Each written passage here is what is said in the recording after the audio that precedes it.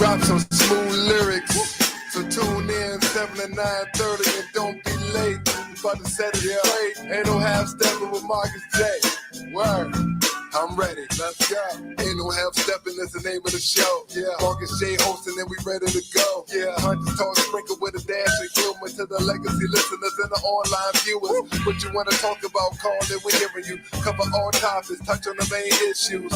With the flow in this show, bring the heat. The word on the street, Wizard Earl on the beat. We superb in the D, legacy online. 7 to 9:30, please be on time. Ain't no half stepper with Marcus J, my brother. If they can't hang, word to their mother. And he been on this grind for a while. The brother so smart, plus brother got style. Up in Richmond, we on the mission, before force. And listen up, this Marcus J start to talk, running back. And he been on this grind for a while. The brother so smart, plus brother got style. Up in Richmond, we on the mission, before force. And listen up, this Marcus J start to talk.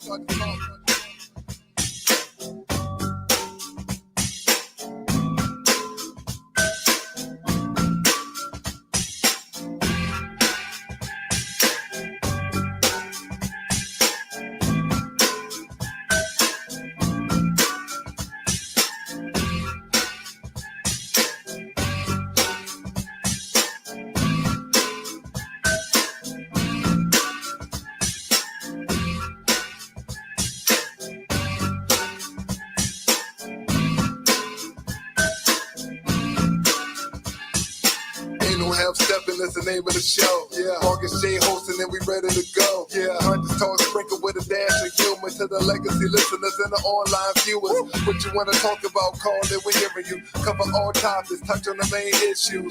With the flow in this show, bring the heat. The word on the street, Wizard Earl on the beat. We superb in the D, legacy online. 7 to 9:30, please be on time. Ain't no half stepper with Marcus J, my brother. If they can't hang, word to their mother. And he been on this grind for a while. My brother so smart, plus brother got style. Up in Richmond, we on the mission, before force. And listen up, this Marcus J start to talk.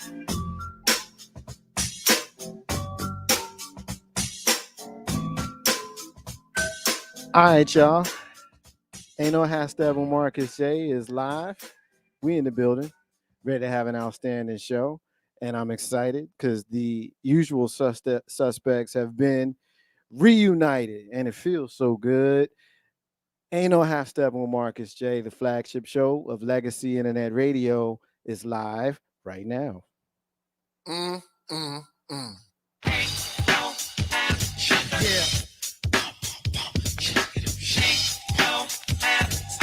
It's about that time. It's about that time to get. Yeah.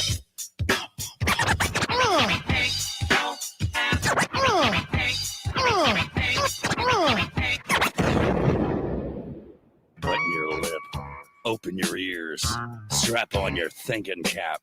Socially conscious talk that's entertaining with a dash of humor and the top sports stories of the week. It's time for Ain't No Half Steppin' with Marcus J.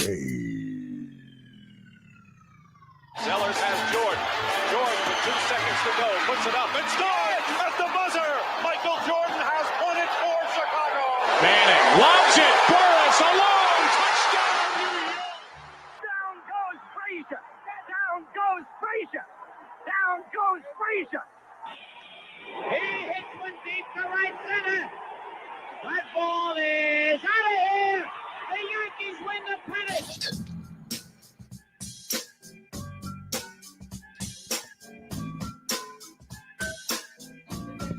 Ain't no hashtag with Marcus J live from NewDen Legacy Internet Radio. I'm so happy to be back in the saddle. Thank you to the folks that are watching and listening. Thank you to the folks who are checking us out right now on Facebook Live and YouTube Live. Thanking the folks that are checking us out in the archive sometime in the future. If you watching and listening and rocking with us, we ask that you like. We ask that you share in your social media. Help us get this far and wide. Very excited. Got a big agenda. Ain't going to tease it here just yet. You just got to listen and watch as we are getting together for the first time since August. So I'm going to come around the room and get to the usual suspects so that we can get to the agenda. Of course, my brother is 1/3 of the usual suspects, my brother and friend, John Green. John Green. What's up, John? How you What doing, up, brother? man? What up? What up? What up? What up? Good to see you, man. Good to be seen, brother.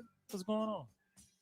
A little of this, It's a fall. little of that. It's fall. It is fall. It's fall. It's very fall. It's autumn. I'm glad that it is, because this is the time of year that I'm very happy about. It's my favorite time of year, and I'm sure as we go around and we'll talk more about that, we'll get our sister I'm a summer. in, and then we'll get our sister in, and then we'll build with each other. Of course, she is the co-host of our show. She sits on my right side because she is my right hand, and she look fine as hell with her bow on the camera, just like she said.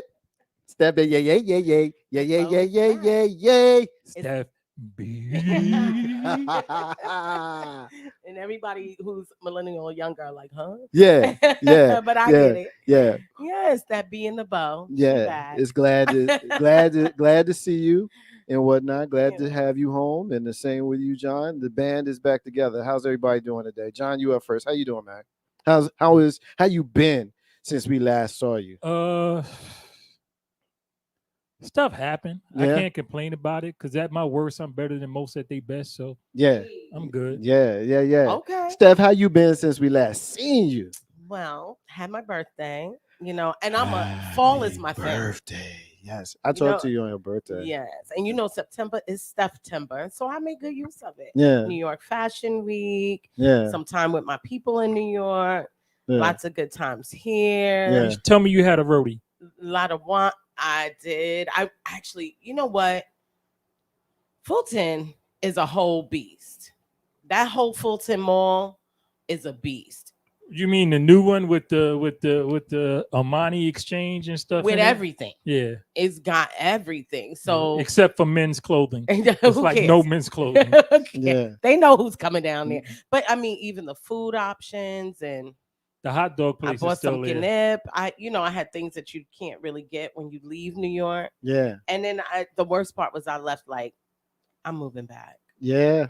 Yeah, I just, I'm not one of those New Yorkers that there are some of us who leave and we have good reason to want to go back. Yeah. And, part of mine is I'm the only one here. Yeah.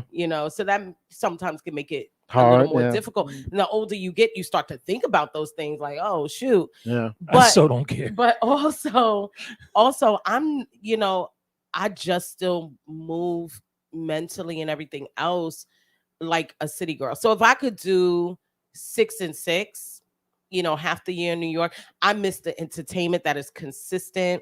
I'm a late night girl. So, I need something to do past 11. Yeah. Nah, I can do Even if it's just like a coffee shop in my laptop and I'm out somewhere. I miss it. You just got to get out there. Ain't no how Steph Marcus J Live from NewDen Legacy Internet Radio. Shout out to our brother James VUU Panther is happy to see us back. He says, yes, sir, back in the house. My G. Yeah. And we getting some love from our sister, my sister cousin Terry is checking us out. She's saying peace to us. I got an opportunity to hang out with her this weekend, and it was a blast. Your family as it look always beautiful. is. Yes, I appreciate that. So love you, Sister Cuz. She says, Sister Cuz is in the house. She says, hey, Queen Steph. Hey, King John. And then she says, happy birthday, claim Steph. You family to us too. And Absolutely. Thank you, Absolutely. Terry. She says, I happy appreciate it, birthday. And she says, you too, brother.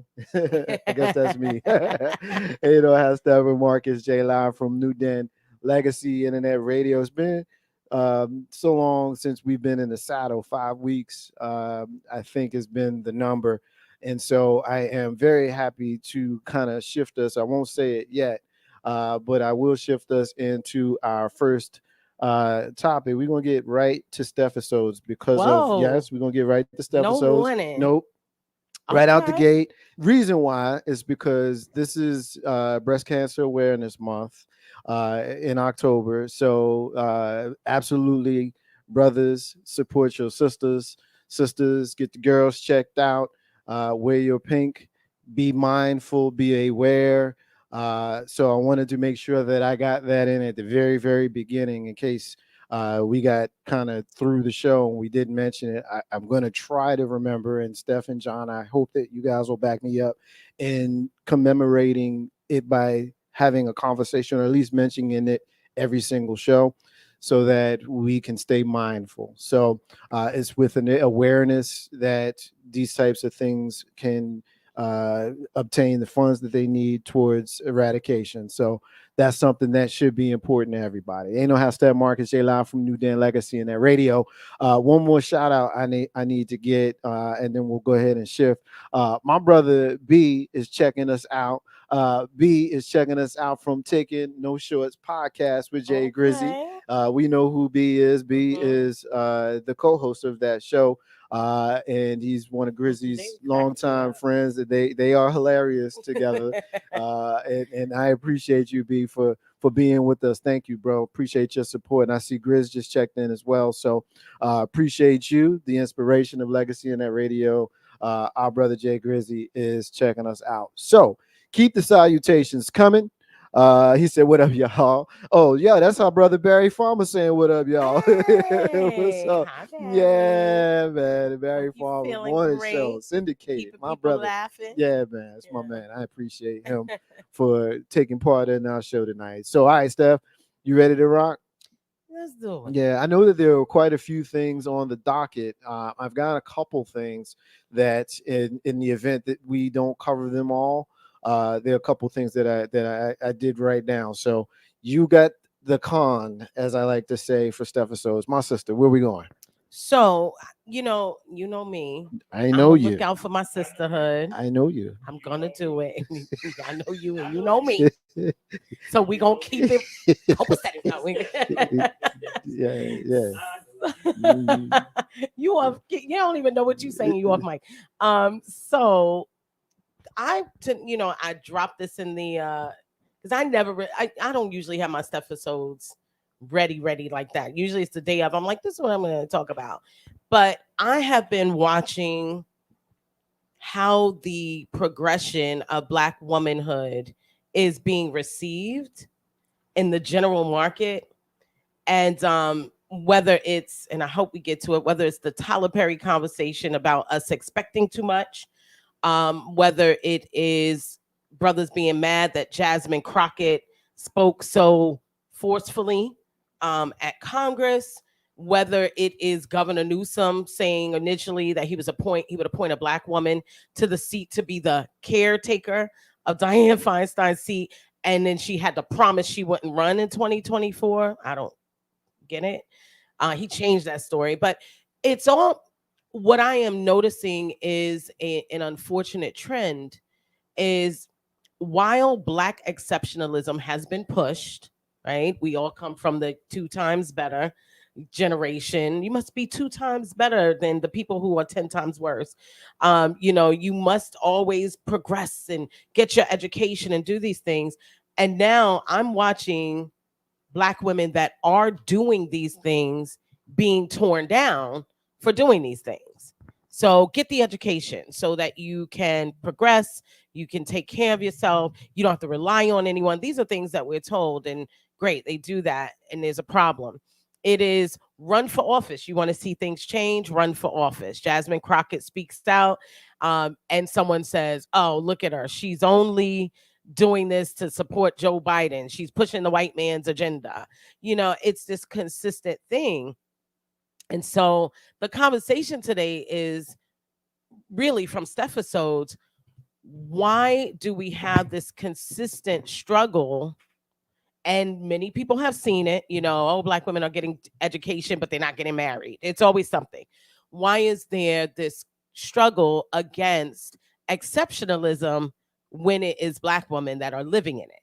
Why is there all of a sudden, a bother? We love Black billionaires, but we don't, God forbid it's a Black woman being a successful thousandaire. It's too much. And so I'm starting to look at it and say, okay, well, it's not just Malcolm X's statement that the Black woman is going to be or is the most hated person in America. It's that she's also becoming the target within our circle. And we can go to the brick brothers. That's what I'm calling them now, who think that a black woman deserves a brick to her face if she doesn't settle down, right? Or if she doesn't acquiesce to his wants. We could talk about the brothers who, black women are this, that, and the other, and they're not submissive enough. Let me get my passport and go. Please do. We could talk about how black women in Congress, who have a responsibility to be there fighting for all of the needs within the community, are being accused of not caring about black men, when fighting for black issues when you're a black woman is inclusive of that. So why are we struggling when we see exceptionalism in action and it's not associated with the gender or the race we prefer to see? I think it's a good conversation, and I often think that the conversation immediately veers into not a state of accountability, but what you're feeling when you see that exceptionalism. And we are not responsible for the feelings. You're responsible for being accountable why you feel that way, but I'm not accountable for you feeling that way. And that's where it is right now, because we have a lot of this going on, and a lot of what we need to see here in Richmond and everywhere else is being led by black women.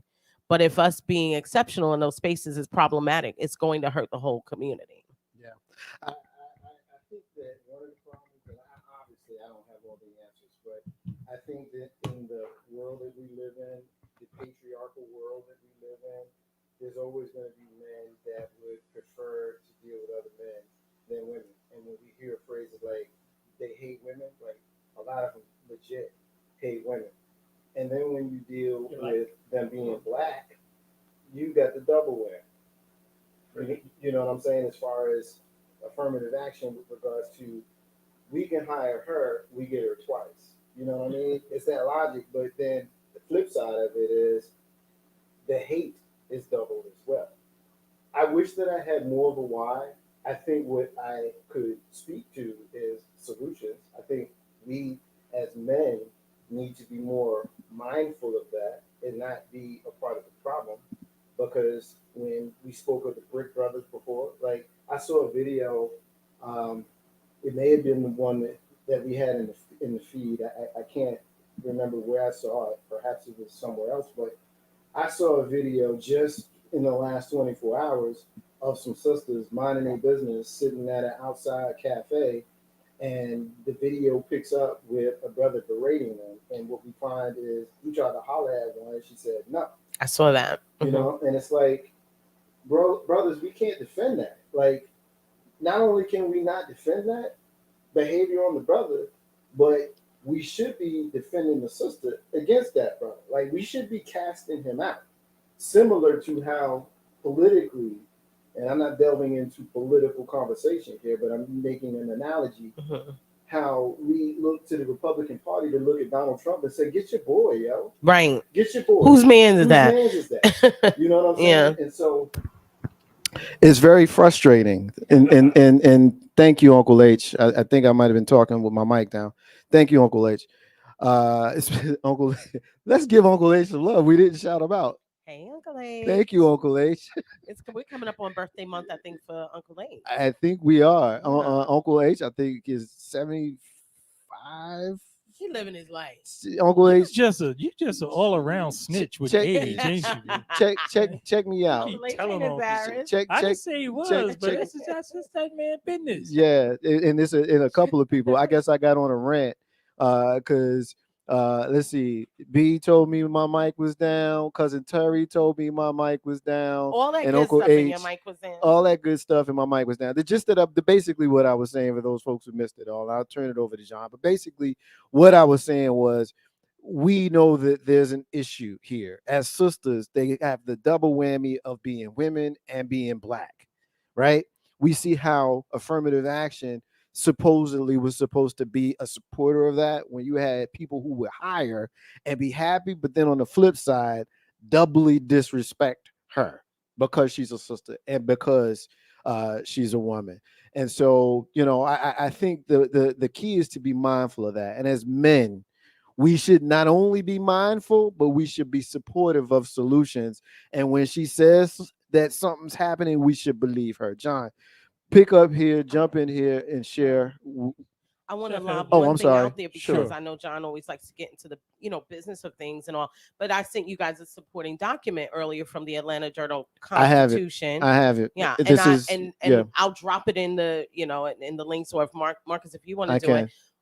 I think first of all, I think it's important more and more lately that we cite our sources. So I'm starting with citing mine as the Atlanta Journal And I'm glad you brought it up because this is a perfect one to speak to the conversation that we're having right here. So on Saturday, in the 11th Circuit Court of Appeals, a Atlanta-based venture capital firm called Fearless Fund was ordered to pause grant applications supporting Black female founders while a lawsuit alleging racial discrimination works its way through the court. So the problem is that, and this is coming from the American Alliance for Equal Rights, which is a conservative group started by someone who is also a part of the College Admissions Challenge, right? He's coming into a Black space because, by the way, that VC, that venture capital fund, was Black run. He's coming into a space and he's alleging that supporting Black women business owners is a part of creating inequality without acknowledging that the reason that these Black women founders are being offered this grant through this venture capital fund is that we are intentionally excluded in Silicon Valley. We represent less than 1% of the leadership in Silicon Valley. We represent less than 1% of the money given out from Silicon Valley, which is where most VC is coming from these days. We represent less than 1% of the hiring done in Silicon Valley, in spite of the fact that we are leading in some of the STEM education that's out there. So even in a moment where Black women are being rightfully centered because they're being excluded somewhere else, you have a man coming forward saying, oh, you know what? They are excluding others, which for me, honestly, I was like, there comes a time where when we start businesses and things like that, or we're doing a grant, stop announcing it. They don't announce that this is only for certain people. They just exclude. So just pick the people you want. Make them do the homework. And I know that we feel it's important to identify, but sometimes you got to work around the parameters that these people are establishing within reverse racism while they have not even agreed that racism exists, right? So I wanted to put that out there as a source document for how everyone resists exceptionalism when it shows up Black and female identified. I'll say this, and we've been off the air for a little while, and I've thought about I went back and watched some shows in the archives, and I thought about a lot. A lot of times when people hear Steph and I appear to disagree on a subject matter, I'm going to tell you why it is, and it's my fault. I'm not engaged, right? As far as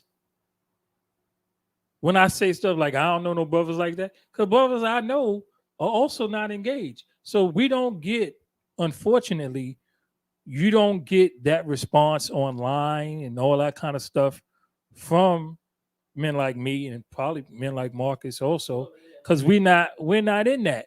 And the ones that are like in that are kind of petty and stupid.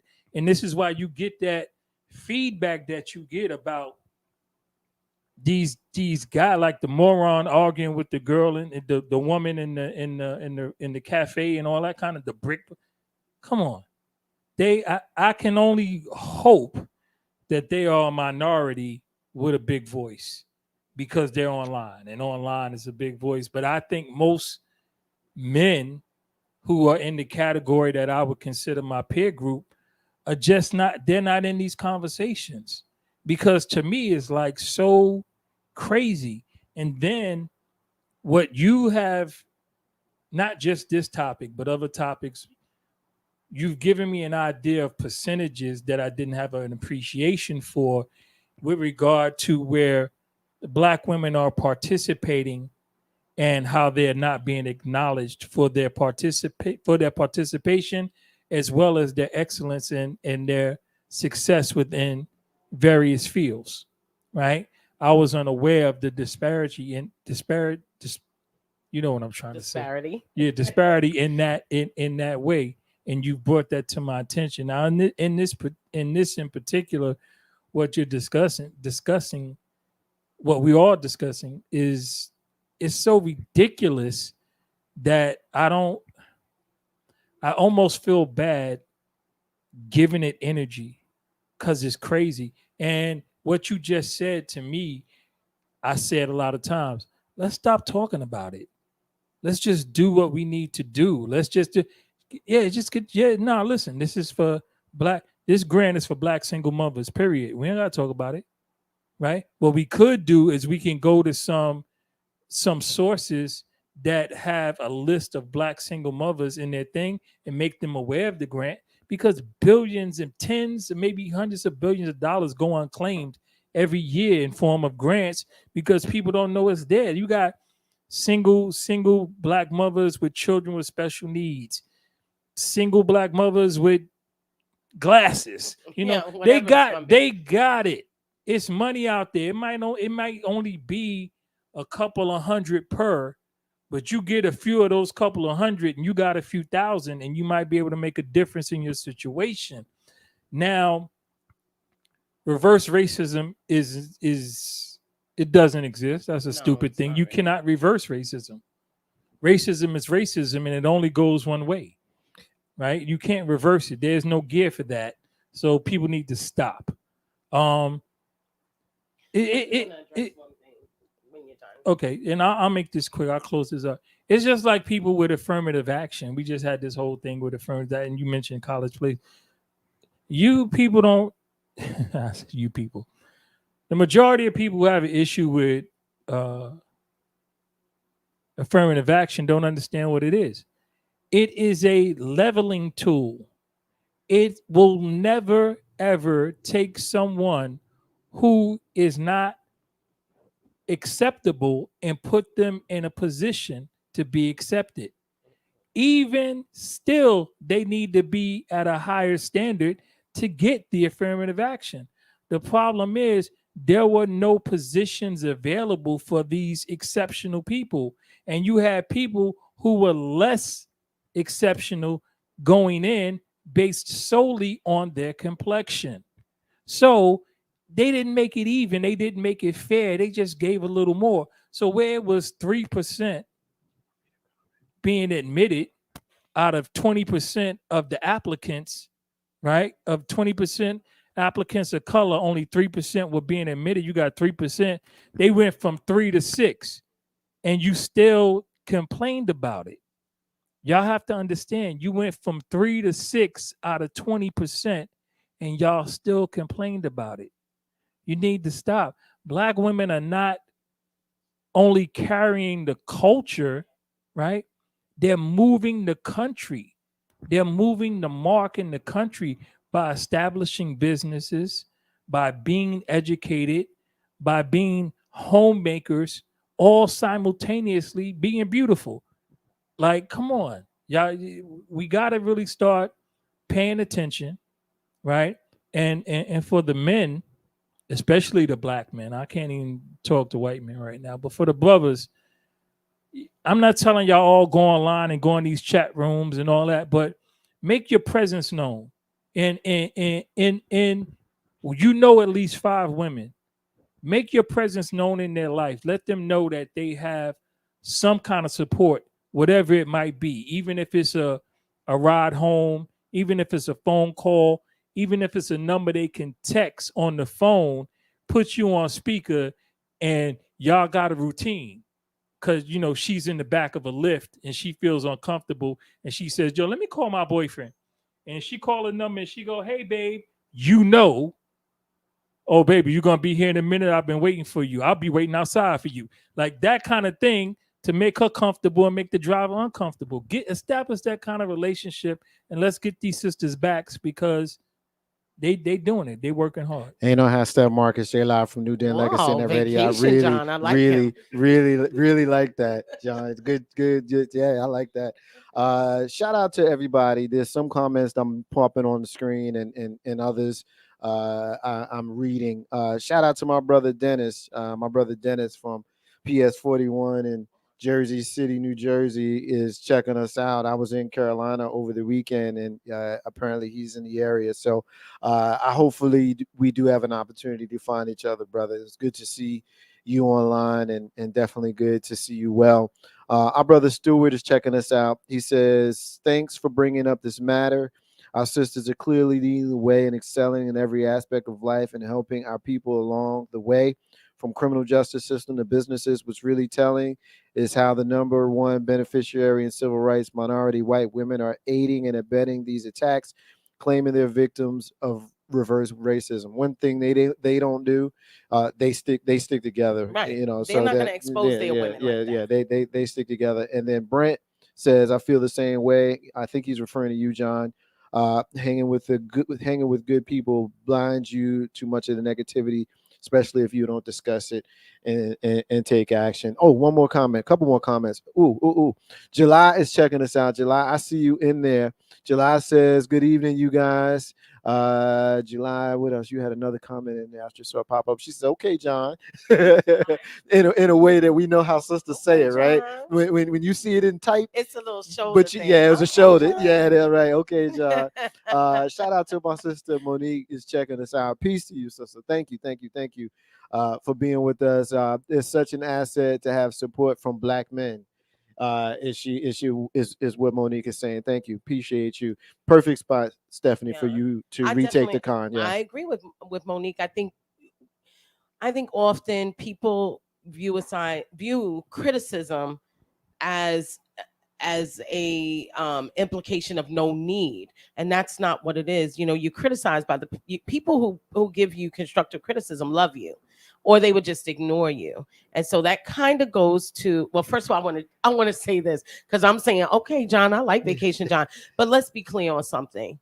When not on air and on air, John has made it clear that if I need him, he got me, absolutely. right? So I don't want anybody to think that messaging is not something I haven't heard from John or you, Marcus, in the past, and consistently, including on my way here today. So while I pick on him when he has his enlightened, let me put down my potential shivery might be misogyny moments, I do acknowledge. We have our blind spots. Yeah, right. Even I though acknowledge That line is so thin, Yeah, y'all. he works on That it. line is so he's thin. trying. Works on it. He's trying. But I want to say this, because being an exceptional Black woman doesn't always mean that you're making $500,000 a year.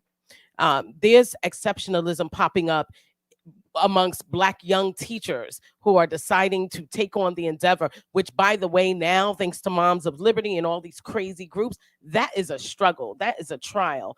It is the Black woman who is the doula. It's the Black woman who is giving, daycare services out of her home because there are single moms that can't get the services that they need and things like that. So, exceptionalism is a reflection of the work that is continuously done, even under duress. And I saw a comment by a brother, and he was like, well, they get into Congress and they start fighting for the white man. Well, first of all, if this is a Democrat and she is elected as a Democrat, she is doing no different than a Black male who's elected as a Democrat. He's sitting in an impeachment inquiry and he's thinking, this is ridiculous. It doesn't make sense. And she's speaking truth to power. This is dumb. It doesn't make sense. It's not even about Joe Biden at this point. It is about the fact that we're sitting here with these hypocrites, and the sister's the only one in the room willing to point it out. For context, would you like for us to share? Please. Yeah, I think this would. And while you're pulling it up, I will say this small thing to Brent. I understand, brothers. You do not sit around with fools and you don't suffer them lightly. But I need you not to ignore that these fools exist simply because you are not them. Because at the same time that you turn a blind eye to it, or you ignore it, often when women like myself are telling stories of the misogyny, the sexism, the racism that is being lobbed at us from internal sources, when the call is coming from in the house, it is not helpful to hear, I don't know those brothers. What we're saying is you don't have to know them, but you know they exist. Let's not be obtuse here. So if you want me to defer to you as an intellectual being, a smart individual, and I'm not directing that part at Brent, just acknowledge that some of the brethren that you're not hanging with, you know the reason you're not hanging with them. That's it. And if you're not hanging with them for that reason, imagine what the women in their spaces are dealing with. People, there's a significant thing to a Black woman logging into social media and reading thousands and thousands of comments of Black men saying, I don't screw her, so I ain't getting in the way of no brick for her. Emotionally, that drags you into an abyss. And you get to a space of where you're like, damn, I'm birthing my ops. I shouldn't even have one of these people. Yeah, I pray nobody else is birthing them because I'm birthing my ops.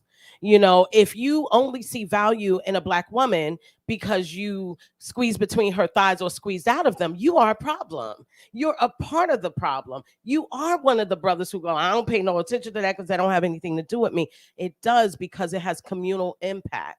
It has communal impact as a Black woman to see this when you know your sisters and yourself have marched for people that wouldn't have stood for you. That's tough.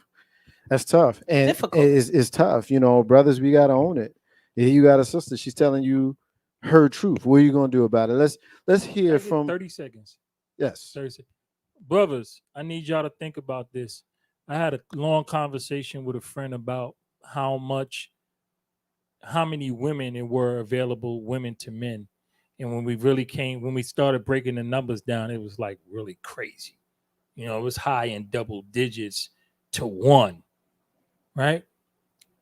Dude, we have responsibility, right?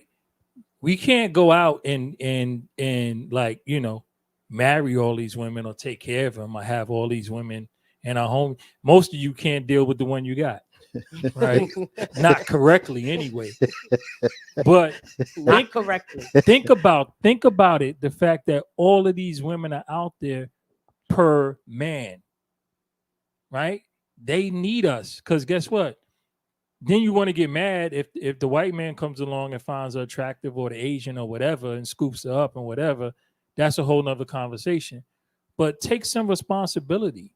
Like, be a part of these women's, like, even if it's your sisters and your mother and your cousin, it might be, right? Or if it's your neighbor or whatever, or a coworker or somebody, something, man, do something, because we can't keep this going like this, because we losing. We lose, like she said, I'm birthing my ops. That means they're going to have less babies. That means less of the future. That means that the idea of racial ambiguity is going to be real. Right? We're not going to know who's Black, who's white, or who's different, who's mixed or whatever. Right? And at the same time, the next thing you know, that weakens the cause. Right. And the next thing you know, white people invented hip hop. Like, Elvis is the king of rock and roll. Yeah. And we had them in chains, and they were chattel slaves in this country. Yeah. That will be the story in 100 years if we're not careful. Yeah. I always said Tom Hanks 100 years from now is going to play Malcolm X in the movie. And they'll believe. You know, I mean, they already got Russell Crowe playing Noah. Yeah. And Liz Taylor playing Cleopatra. You know what I'm saying? So we Brad Pitt playing Achilles. We got guess what? Back then, all the Greeks was Black. We got a couple of comments that's come in, and I'm gonna play this clip. Monique said it's the responsibility of having to defend ourselves that forces heightened levels of Black female independence. In the words of Trudeau Harris, hopefully I'm saying that correctly. Trudeau Harris, Trudeau. I'm sorry. That disease called strength. Wow. Thank you, Monique. Great, Monique. Yeah, you did good, sister. Yeah. I appreciate you. Don't B we got says, a good audience? Yeah, we do. And as Joe Madison would say, you never know who's listening to ANO #, with Marcus J. Yeah. Oh, yeah, that's the bad one. That's the bad one. B says, oh, I have many great women in my life that, to keep me on track. 2 baby girls, too. I do worry about them when they get older. It's a real thing. It's an absolute real thing. All right. So you had mentioned the Congresswoman from Texas, Jasmine Crockett, a couple times. So I had her on the docket to speak about today. And so let's go ahead and play this clip. and then we can figure out where we're gonna go from there. So, yeah, Please make sure it's up loud enough. yeah, man, we definitely need this. Yeah, this clip is something else. All right, here we go. Hold on a second. Technical stuff. Bear with me.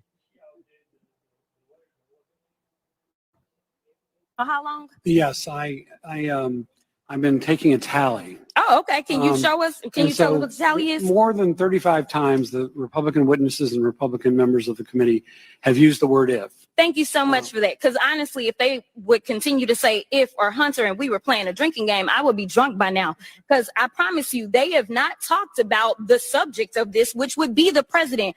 But let me tell you something that was so disturbing as I walked in to this chamber today.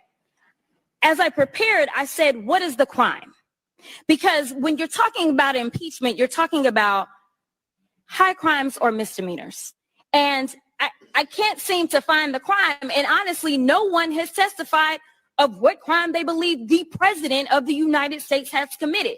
But when we start talking about things that look like evidence, they want to act like they blind. They don't know what this is. These are our national secrets. Looks like in the shitter to me. This looks like more evidence of our national secrets, say on the stage at Mar-a-Lago.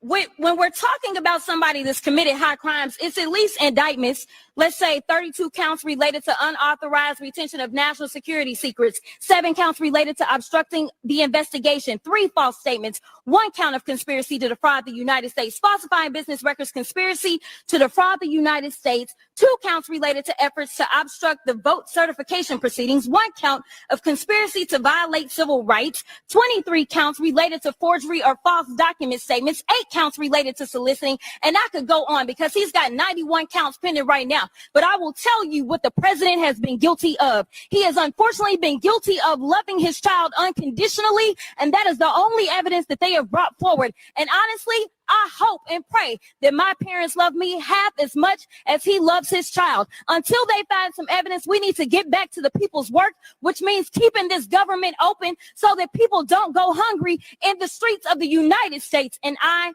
will. And I will yield. And I will yield. Okay. So there. Okay, so let me explain why that's a moment of exceptionalism. Before you continue, we got a comment that just came in, and I want to. Every time the sister checks in, I'm excited.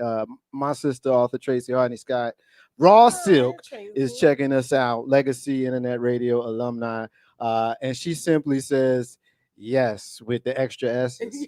You know what yes with the extra S's means. Tracy, thank you for rocking with us. It's so good to see you. So good to see you. And then my cousin Selwyn is checking us out. Peace to you, brother. Peace to you. Thank you. And Brent says, oh my gosh, she ate that up. Ate it up. She ate it up. She ate it up. So the exceptional part there is one, you show up with receipts, right? When you really want to speak truth to a deaf power, you got to show up with receipts. You cannot address the stupidity. You just got to bring facts. She does it every single time. I could send you 10 different quote clips of her checking people on the spot. The things she's doing, here's the irony. She's been criticized for using the word shitter. What people don't know is Nancy Mace, a Republican representative prior to Jasmine Crockett speaking, had cursed over 15 times in her presentation. So Jasmine was like, oh, really? When you, and she said this while on Velshi this weekend, she said, no, when you go low, I meet you in P2 underground parking. That's how she built. That's where I go. That's how she said, built. I don't go high. I go low, but I bring the facts. So I'm going to accept. She was like, you have to understand, we're not dealing with people who respect when you come to them respectably. So everything you heard there was me delivering it in the only way they understand. The other thing about her exceptionalism is not code shifting in the moment, because these people understand what the hell she's saying. They're not. Then she was very clear and articulate. English. I don't care that she snapped her fingers, that she moved her neck. Not I a don't bit. care about any of that. You Me will neither. not distract me with it, because what she gave you was authentic delivery and feeling. And what she's not giving you is lies when she speaks. So looking at Jasmine Crockett, 42 years old. I got it right here. Let me pause you there. Let me give some credentials. Yes, please. And then I'll have you pick up. Jasmine Felicia Crockett, born March 19th, 81, is an American lawyer and politician who is the United States representative from Texas' 30th congressional district since 23. Right outside of Dallas. Her district covers most of South Dallas and parts of Tarrant County, including Dallas Love Field Airport. She's a Democrat, previously represented the 100th district in the Texas House of Representatives. In the 118th Congress, Crockett serves as a Democratic freshman class representative between the House Democratic leadership and the approximately 35 newly elected Democratic members. Phenomenal. She's an attorney. Here's the other thing. Jasmine Crockett is well known for leading, remember the walkout, refusing to vote down in Texas. And they all showed up here on issues of immigration and everything else a couple years back. Yes. That was her. She led that. Okay. She led that. She was part of the Congress from 21 until leader. Okay. Of that. Yeah, and, that's the time frame. Yep. And you know, I went through many Twitter. You know, Twitter is the platform I prefer because it's verbal engagement, and I think the written word and the spoken word are both important in this time. I think we're supposed to be calling it something else. The former Bird app. I call it that, the former Bird app. And on Twitter, what I found was all of the complaints, and I could drop screenshots, all of these complaints from men who look like her, talking about her being ghetto, preaching respectability politics. You still ain't picking up your pants and you want to talk respectability. Stop it, sirs. Coming after her for fighting for the white man. You know, it's when people are politically undereducated, they often miss how that political undereducation is going to harm them. It's going to harm them when they don't respect it. The fact that you're not always going to agree with everyone that has a D behind their name, but if that's the party you're a part of and you're playing the game that we're playing right now, you got to speak up and be honest. And she was honest in the moment. So a lot of people asked her why she chose to curse. And she said, I address people the way that they address me. I speak to people exactly as they speak to me. And that's what was going on. And I think for so long, we have been so desperate for white acceptance. We have been so desperate for people to see us as respectable that in moments like that, we bend and we break instead of bowing up and doing exactly what she did. And I give her so much credit because there's a lot to be said for being that genuine and authentic when you approach things, particularly in this political environment. Ain't no half step Marcus J. Live from NewDen Legacy in that radio. We getting a blast from the past. One of our longtime listeners makes her return tonight. She says, hey, gang, it's been a while. Our sister Edie out of Baltimore is checking us out. Oh, yeah, man. What's happening, fam? Good to see you, man. Glad to have you back. She says, but I ain't buying none of it. All of it is a distraction for something. This country is pure trash now, no matter what side of the bird. While I agree in spirit, I don't agree with specifically. I agree with the part where the country is pure trash, no matter what side of the bird, because I've been saying that the whole 12 years I've been on the radio. I even coined the phrase "the purple people" because I know it's all for the shits. But that and yes, specific an impeachment inquiry is a distraction, and this sister let it be known. And I think it's important not to ignore her facts. It's just some part of a conspiracy because this is literally going on right now.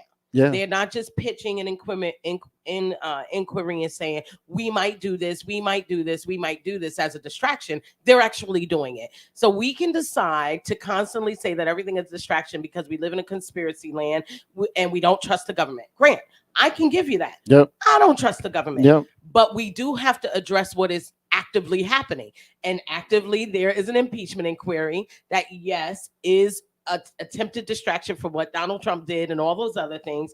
But it is not a distraction that the sister is speaking to it and ending it with, we need to focus on the people in the government who will be impacted if we shut it down. And just to remind you, the people who work for the federal government, 90% of them are not the high-level contractors you meet in Baltimore and in DC and the DMV area. They are people who are taking trash out. They are people who are working in the cafeterias. There are Black people who've been serving in the federal government for years. And the last time there was a shutdown, they were on food lines. So it's not a distraction when real people are going to be hurt. And we should be careful not to turn everything a distraction because we know the country is trash. Absolutely, 100% agree. She said this government is a joke. It's all smoke and mirrors, which we know. I mean, that's not news. Like we know that. While at the same time, the alternative would be to Lay down, do nothing. quit paying taxes, don't do any of the things that we do as participants in our country. Many of us have already decided we're not going to vote, but don't pay your taxes. If it's all a joke and it's all something that we're not going to participate in, then pull away for real, 100%. And don't talk about politics because at all. We know that there are those who prepare themselves to actually do that, and they live off the grid, and it is what it is. I can dig it.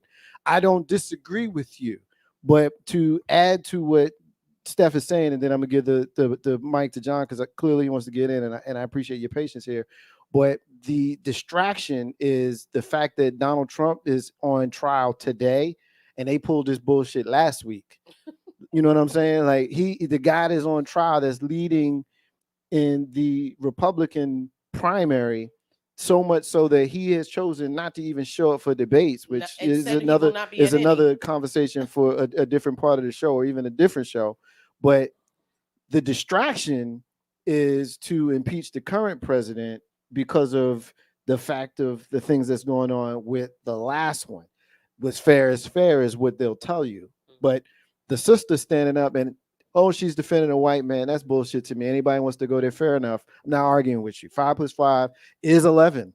Okay? I'm not arguing with you if we want to do that. Her job as a United States congressperson is to speak on the issue. So if we want to say that she's defending a white man, then so be it. I'm not going there with nobody. Ain't no Hastel Marcus J live from NewDen Legacy Net Radio. John, jump in here.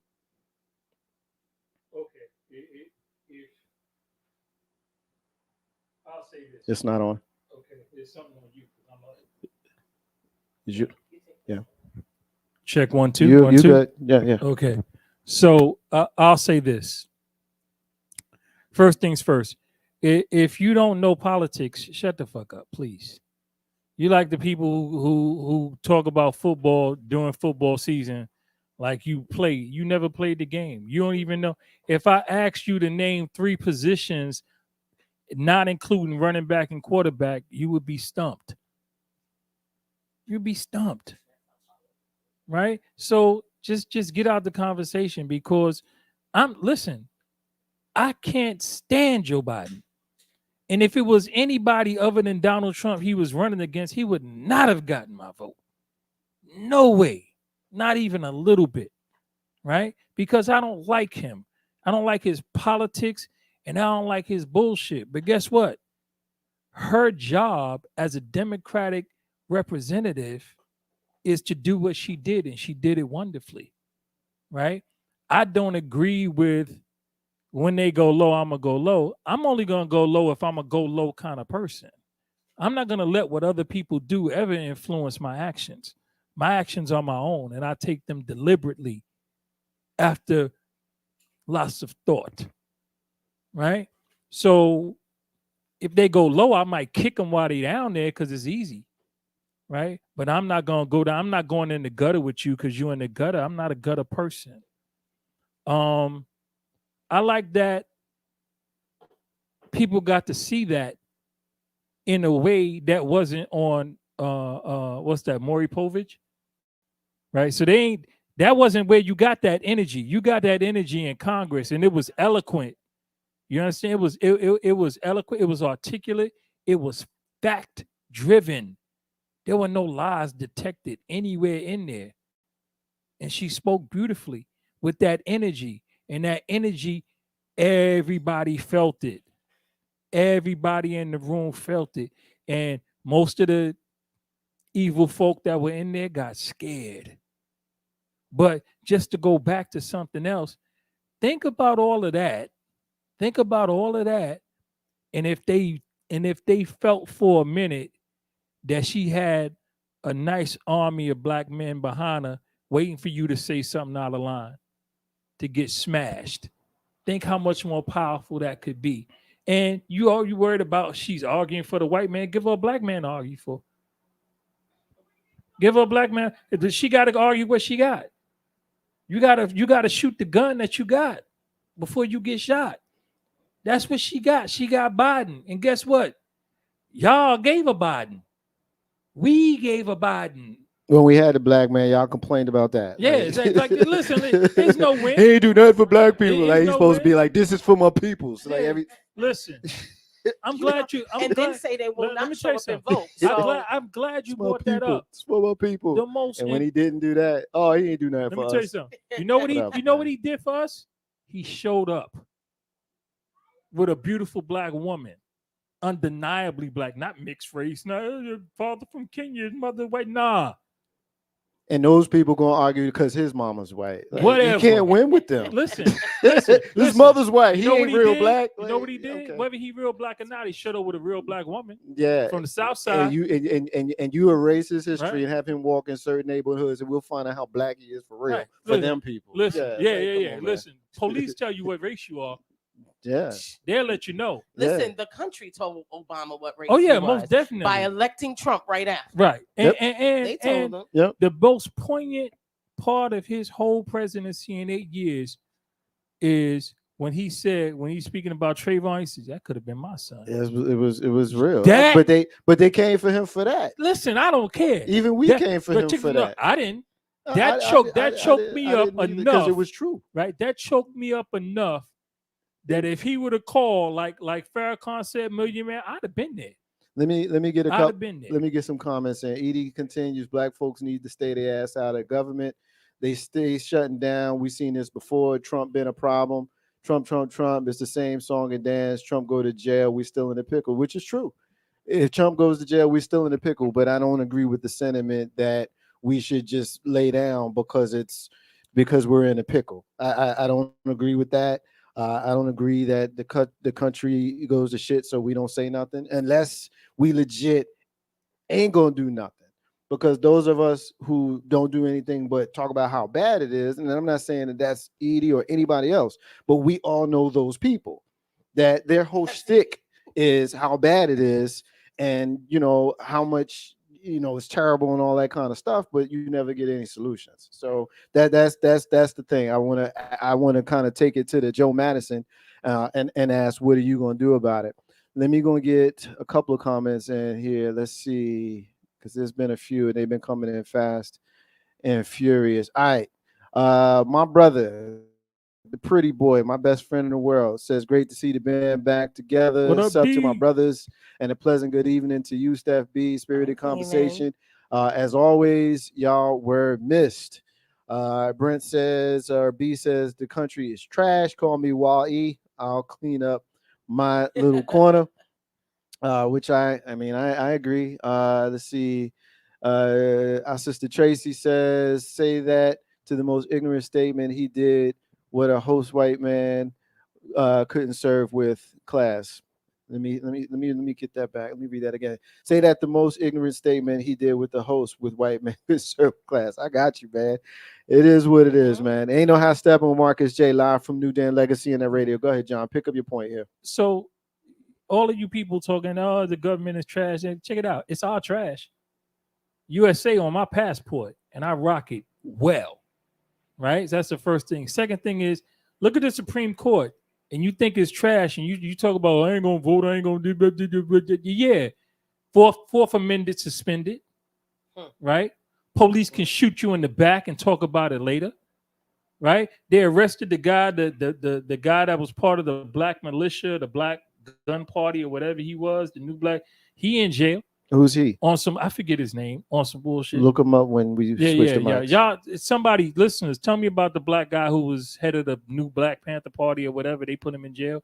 But all of this stuff is real, right? And if you can't, if you close your eyes to the situation and can't see what the hell is going on enough to understand that we can't let the Tea Party, which is the new Republican Party that I had to leave behind, really take over like how they want to, you will mess around and make Joe Biden a prophet, because they do want to put us back in chains. They do. And y'all mess around and watch the government reenact some shit on you, and you're gonna find out the hard way. Fuck around and find out. And just to, my only point on it, and good point, John. The country was trash when we were enslaved. It's always been still trash. had people who picked up arms and went and fought so that they could be on the right side of this thing and help our people. The country was trashed during Jim Crow. It was trashed post Reconstruction. It's been trashed through redlining. And I appreciate the people so much who didn't just sit back and go, it's trash, let it be what it's going to be, because it's the reason that I've had the experiences that I've had today. I'm appreciative of the Black women that decided that they were going to fight for autonomy and inclusion, because it's the reason I've had the career and professional life that I've had today. Marriages are trash at times, but I appreciate that my parents saw fit to do so and bring me into the world. We could say anything is trash. It is a form of giving up. And it's often the thing that we are accused of in this modern era. This is why I always say, when people say, I couldn't have been my ancestors, you're right. You don't have the fortitude. Yeah, ain't no how Steph Marcus J live from NewDen. Legacy in that radio. That's a perfect place to leave that. We're gonna come back. We're gonna come back shortly to some other important sisters who we will have conversation about throughout tonight's show. But this being the first time that I've had an opportunity to say this with y'all in a few weeks, let us move on. We're going to move on to Green Talk. So, John, you have the con. We're going to get into, what are we talking about here? We're talking about global warming versus climate change, or is it the perfect storm? Ooh. Ooh, yeah. Okay. Yeah. So I like what I see what you just did there. Yeah. All right, what you got, bro? So we need a Mob Deep 1 2 1 2. Yeah, with the thunder. It's yeah, Now I want y'all to understand something. Cell on Earth. Since in the past 20 years, you folks haven't noticed, but the world is not the same. It's not even close. We got an island of plastic the size of Montana floating in the Pacific. Ugh. Mess around, it's gonna start growing plant life, and it's gonna be we're gonna set up a hotel on that shit. Right? Y'all don't get it, right? I grew up in New York City my whole life, right? I ain't never seen flooding like that, and it's every year now. Every year, it's flooding like that. So, and it's been raining. It's been raining. It was raining when I was a kid, but subways ain't flood like that. The streets didn't flood like that, right? Brooklyn is above sea level. I want you to understand that. Brooklyn is above sea level, right? So for parts of Brooklyn, even the lower parts are still at least 6 feet above sea level. To be flooding like that, y'all don't understand. It's real. It's an issue. Now, when we speak about global warming is heavily affected by us as people and what we do and the way we misuse resources on the planet, the way we mess with the atmosphere, and the way we do our trash and things of that nature. Climate change is a natural thing, but we're dealing with climate change at the same time as we contribute to global warming, and we get this stuff happening. We get it happening, man. We're getting storms in the country that we never had before with consistency. Now it is this time of year, the last of summer, the beginning of autumn, New York City's gonna flood. And we're getting used to it. We're getting used to treading through the subways with garbage bags on our feet and all this other, because guess what? We're gonna get it done. We ain't New York people is not, y'all ain't stopping the bag. You need a lot more water than that. Because I'll tell you, they'll start taping shit together and watch them float down the street. You'd be surprised how many people got canoes in their project apartments in New York. Kayaking. inflatable rafts. People, listen, New Yorkers are resourceful on another level, right? But still, I'm using that as a focus point, for y'all to pay attention, because again, it wasn't like that when I was there, and I was there just 6 years ago. I only left New York 6 years ago, right? And when I came here, my first year here, that we got an area, Shockoe Bottom, we had people outside swimming on the streets of Shockoe Bottom like it was a pool, right? That said, that happens there from time to time. The stuff that was going on in New York, I was there 40, 50 years before I left, and it wasn't going on like that. That storm that hit that white part of town, I forgot what it did. It flooded all them people out of there, over there, but where John Gotti was at. But that too, that was longer than that, right? I remember being there, and because I had set up some contractor money, and I got some money from the government to go help these people dig out their basements. But it was bad. It was bad. It was like maybe 2015 or 16. It was bad because I was there for that. And now I had to be 14 or 15 because I had went to Hackensack for a while. But I was in Brooklyn when I set up these contracts for people to dig out their basements, right? Because it was crazy. This stuff had never happened, and now every year is happening. People, y'all need to pay attention to what's going on in the world, because we're going to have rising sea levels, and 2 inches of rising sea level with warmer climates. If that storm that hit a couple of weeks ago, that hurricane had hit at its full force, it was a class 6 hurricane at some point. Had that hit, we would still be cleaning up. We would still be cleaning up, and it wouldn't be a joke, right? So y'all talking about this queen speaking out in Congress and Biden and all this stuff, and guess what? Y'all getting flooded out. Y'all need to start thinking about things and getting prepared for it, because guess what? The time to change it and fix it was about 30 years ago. It's too late now. It's gonna happen. It's gonna happen. So we need to figure out what we're gonna do about it. We need to figure out what we're gonna do with our children and our grandchildren, and how they're gonna live through it, because New Orleans, Miami, New York, parts of California, Houston. My grandson's children ain't gonna know about these places. It's gonna be like Atlantis.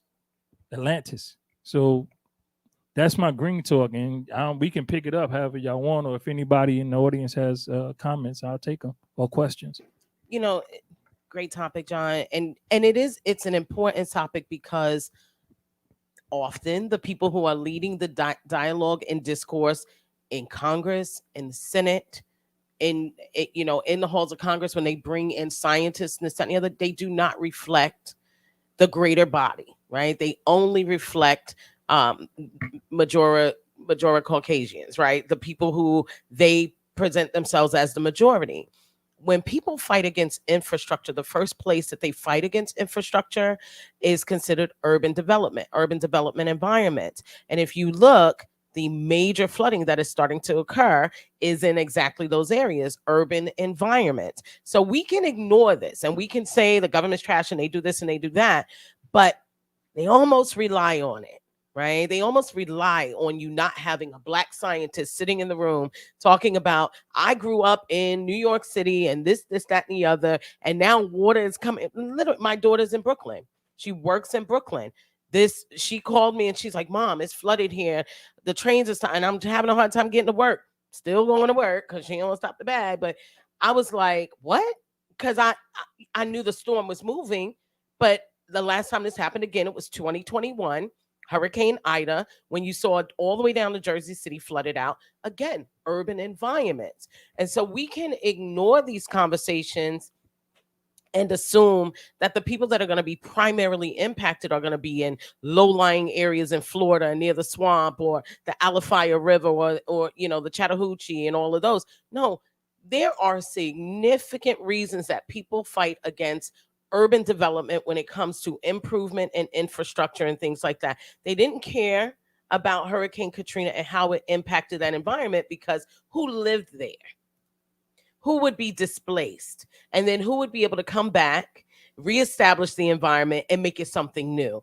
It is a part of forced gentrification, and even more importantly, people die in these environments. So you're killing populations. And when we sit back, yes, listen, absolutely agree. This government has never been one that we can trust. And that if somebody I don't trust comes into my home, we got to fight. We got a fight happening. Somebody I do not trust and do not know enters my abode, we have a fight happening. Whether it's by firearm, knife, or whatever I have to do to survive, we've got a fight happening. Why would you say that this government that I believe is fighting against me is one I'm just going to sit my arms down on and just let them have at it? It's killing environments where we have elders that can't go anywhere else. You know, we don't think about the fact that when climate change starts to show up the way it does, it doesn't just show up. Doesn't just show up and it shows up and shows it out. shows up and shows out. But it doesn't just show up in water. It shows up in lack of water. It shows up in increased heat environments. They cut trees down in urban environments, which now makes them a risk for sun exposure. Who are the people impacted most by sun exposure in America? The same people who say we don't need sunblock. The people in urban environments walking on blacktop. And so now I was in New York City the first week of September, and there were several times I had to duck into places because I was so overwhelmed by the heat. We can't sit on our hands, ignore these things. And when we ignore something as simple as, yes, a fake inquiry into an impeachment, the irony is on the back end, it's the conversations about climate change that we're not hearing about. So on some level, in order to ensure the survival of the people you say you love, there's a fight to be had with the government, and it requires a conversation first. Ain't no hashtag Marcus J live from NewDen Legacy Internet Radio. Let's see. B says July 23 was the hottest July on record. Trump in Puerto Rico tossing paper towels. He didn't take it seriously. The forest fires in Cali this year were epic. Let's see. And Edie's had a few comments and that I've been putting on the screen. Let me see this last one. Yeah, because these crazy ass people fucking with nature. Fuck Trump, fuck Biden. She said F, I said fuck. Why y'all fucking? She did say fucking. Why y'all fucking with the weather and our food? let me just say this, and not necessarily a direct response to you, Edie, but more of a general comment to kind of discuss what John is saying and just kind of my holistic approach to all of this stuff. One thing is we're not a monolith. So for you or anybody that says that we're focused on the wrong shit, guess what? I'm multifaceted. I could focus on a lot of shit. And the fact that we actually do have a government in this fucked up country tells me that there's a certain way that certain things can be done. There's also a way that we can go around it as civilians. There's grassroots efforts to do all of the things that you mentioned in your response with regards to what the solutions would be.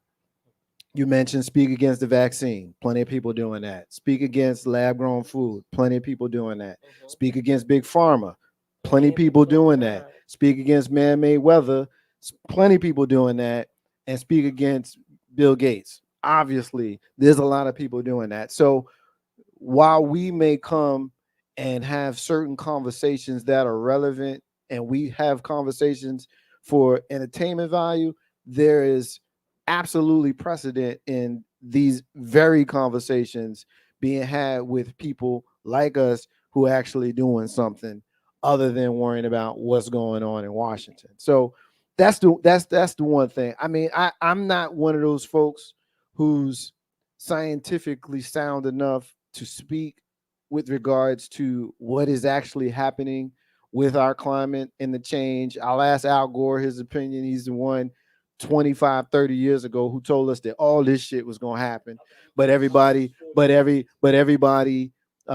threw shade at him and told us that he was crazy. And it's a big part of the reason why he decided not to run for president when many people thought that he could win even after that bullshit in 2000, simply because he was like, y'all gonna fuck with me here? Y'all gonna select, not elect, but select the other guy? Y'all not serious. I'm out. I don't got no problem with it. None. at all. It's kind of how I feel about a lot of things these days, because I'm not arguing with the 5 + 5 is 11 or the 2 + 2 is 5 people. I'm not arguing with those people. I'm not going to do it. And neither is Al Gore. He ain't going to do it either. You know what I'm saying? And I remember growing up in Jersey City as a 10-year-old in the mid 80s, walking to school in the snow, regular snow, not the shit they getting now. You know what I'm saying? How we live in Richmond, Virginia, and how the last few years the winters have been moderate. You know what I mean? We haven't the winters have been moderate. The fact that I legit have not pulled out that big ass coat. Whereas I've been here 31 years. I remember it being cold and snowy here. Now all of a sudden the last 10 years, we haven't gotten it like that. I'm not somebody, again, who understands the science of all of that, but I am intuitive enough to know that it's different. It's not the same. So I don't know what to do with that. I really don't. At this age, look, I'm going to wear clothes for the season. You know what I mean? And there are those who are certainly more equipped to have the conversation about what we do about it. But what I'm not going to do is suggest that we do nothing. Because there has to be a lobby. Has to be. There has to be people like us to say, hold up, that ain't right.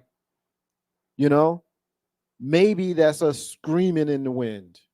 Perhaps. But if our ancestors, if the previous generations, not to really jump on the point that you were making, but it's a point that I certainly agree with. If the previous generation would have said, you know what, never mind. And in the interest of full disclosure, the reason why I elicited the name Barack Obama earlier is because I'm in the midst of going through the audio book of his most recent book, Promised Land. It's a 29-hour read that I'm about listen that I'm about 10 hours in. And one of the things, and it's fascinating to hear, obviously he was a layperson before he became, a public figure, and listening to him explain his experience going through the difference from, going to the gym down the street to not being able to go outside. But the part that I was really fascinated by was when he was talking about the giants of the previous generation and how they all kind of put a hand on the shoulder and said, it's your turn. It's your leg of the race. You can say what you want to say about Barack Obama as the president and how he led, but just think about that. Just think about when we talk about we haven't done anything. Like, we have, or at least we've tried. And I think that we should be mindful of that. Ain't no how Steppin Marcus J live from NewDen, Legacy and that radio. John, jump in here. Real quick on the science part. It's warmer in Virginia and in Richmond in the winter now because of the rise in sea temperatures. The same reason we got the storms that we got, Category 6 hurricanes back to back. 4, I don't know, like 5 named storms in a 1 month period. That's because the sea level, the temperature in the sea is warmer than what it was, and it creates a different kind of climate as the winds blow off the Atlantic onto the mid-Atlantic states, which Richmond is a part of, Virginia is a part of. So we get those warmer temperatures. It's not changing. What do? It's not fixable. We can't fix it. What we have to do is get information and prepare to deal with it and prepare our children and grandchildren, because they're going to have to deal with it. And then what we're going to also need to do is hold those people accountable, right? Because Al Gore wasn't the only one. So many people knew, right? So just like this, 25 years ago, before 9/11, I was made aware of a very simple thing. There's enough unoccupied desert space between Las Vegas and California for them to build a solar farm that will power this entire nation in perpetuity, right? There's also something called tide power, where they put these big turbines about a half a mile offshore, right? And we got shoreline for days. It's enough that they could put about 350 feet of these turbines where the tide comes in and goes out all day long, and they will blow these turbines and generate enough power again, East Coast and West Coast, to power the country. We do not need to burn oil or coal. We can do that. They have the electric cars. This guy, I just saw something online last week. A guy took a generator, put it on his electric car tire, and made it generate power to charge his battery. He never had to pull over to charge again. So his car just keeps, as he runs, it turns and it generates and it charges the battery. We could do that. We could been there. They had electric cars 60, 70 years ago. We could have been, this is new. Because some kid in Africa got an engine running off of water. They killed the dude in Buffalo when they shot up that they killed the guy who made the engine that ran off water. So this isn't new stuff. What it is money. It's money. And it's not people seeding clouds and changing the weather. People see clouds to change the weather in places where people are not supposed to be living. They're trying to live there because their money allowed them to live there. So they seed the clouds to cause rain so they can have some kind of farm and drinking water and live in places that's not where people are supposed to live. But that's what it is. But it's no big conspiracy to change the climate, and they're not cloning people. There's no lizard people, and nobody stuck Jamie Foxx with a needle, you ignorant bastards. The man did 3 movies at the same time, and he wore himself out. He drained his body and was hospitalized behind it, right? And whatever his condition was, he was working like a dog chasing that bag like everybody else. 3 movies at the same time would do that to you, right? So understand we need to prepare. We need to be educated. We need to understand the world that we live in. Again, please, just like with the politics, if you cannot take the time to educate yourself on the subject matter beyond the talking points that you get online from people who you have not vetted, right? If you hear these people talking on, check it out. If they're on your For You page or they follow you, right? They're probably not the best people to take information from on the subject matter, because people who are highly educated on these matters don't follow regular folk. If you're a regular folk, if you don't have a PhD in what we're talking about, you regular to them and they're not following you, right? So vet the people you listen to, vet the information that you're speaking about, and then if you really care about it, educate yourself on it. There's enough. You got a phone. Come on. There's enough information on there for you to figure out what's going on. All right. I didn't go to school for weather, but when I saw the weather changing, I educated myself and I figured out what was going on. I didn't go to school for financing, but when I saw people money working for them instead of them working for their money, I educated myself and I found how to put myself and my family in a better position in life to understand what's going on. The information is there. I mean, use it. Yeah. No, I got you. Ain't no how Steph Marcus J live from NewDen Legacy in that radio. And Edie in her remarks, she alludes to that. I'll get to that part of the comment here in just a second. She says, you see how they shut up Gore. You see how those scientists who cure for man-made diseases come up missing. You see the whistleblowers be running for their lives. They silence anybody speak against the agenda for one world order politics, and the government as we knew it are no longer. 100% agree. Can't disagree with anything that you said. Every generation is going to produce someone that's going to stand above the fray, and hopefully be someone that would be the shining star. As we looked at the 60s, that's what happened with Martin and Malcolm when they were those people. America shot them both in the face. So I got you. The generation that came before that said, yeah, we don't really want to get shot in the face. So we should probably move different. And that's how civil rights leaders ended up being rich instead of dying like paupers.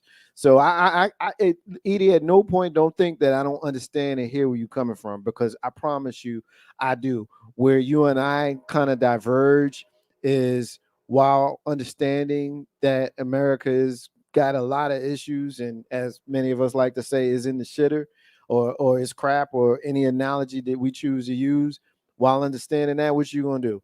I use an analogy, right? Like, look at my hat, right? And my hat is a perfect opportunity to use this analogy, right? New York Giants fan playing Monday Night Football tonight. I'm here with y'all. I'd rather be here with y'all. But I'm gonna tell you, being a fan of the New York Knicks and the New York Giants, and obviously this year, the New York Yankees, it's like having a family member on crack, like a crackhead cousin. Like, you love your crackhead cousin. That's your dude or your guy. You love him, right? And then they was like, let me borrow your TV right quick. You know what I'm saying? Like, but they still your cousin. You know what I'm saying? You still Swap got to out the do Yankees, what put you in the got to Mets, I do. got you. You know, Yankees, Mets, Yankees, Giants, Knicks, whatever your team. Not Baltimore Orioles this year. Y'all won the division. You know what I'm saying? But, whatever. As a sports fan, you understand the analogy. Your team might be terrible one year, but next year you rocking with them. If you're not a sports fan, I don't know what to tell you. Follow the analogy. If you ain't no sports fan, you understand what I'm saying.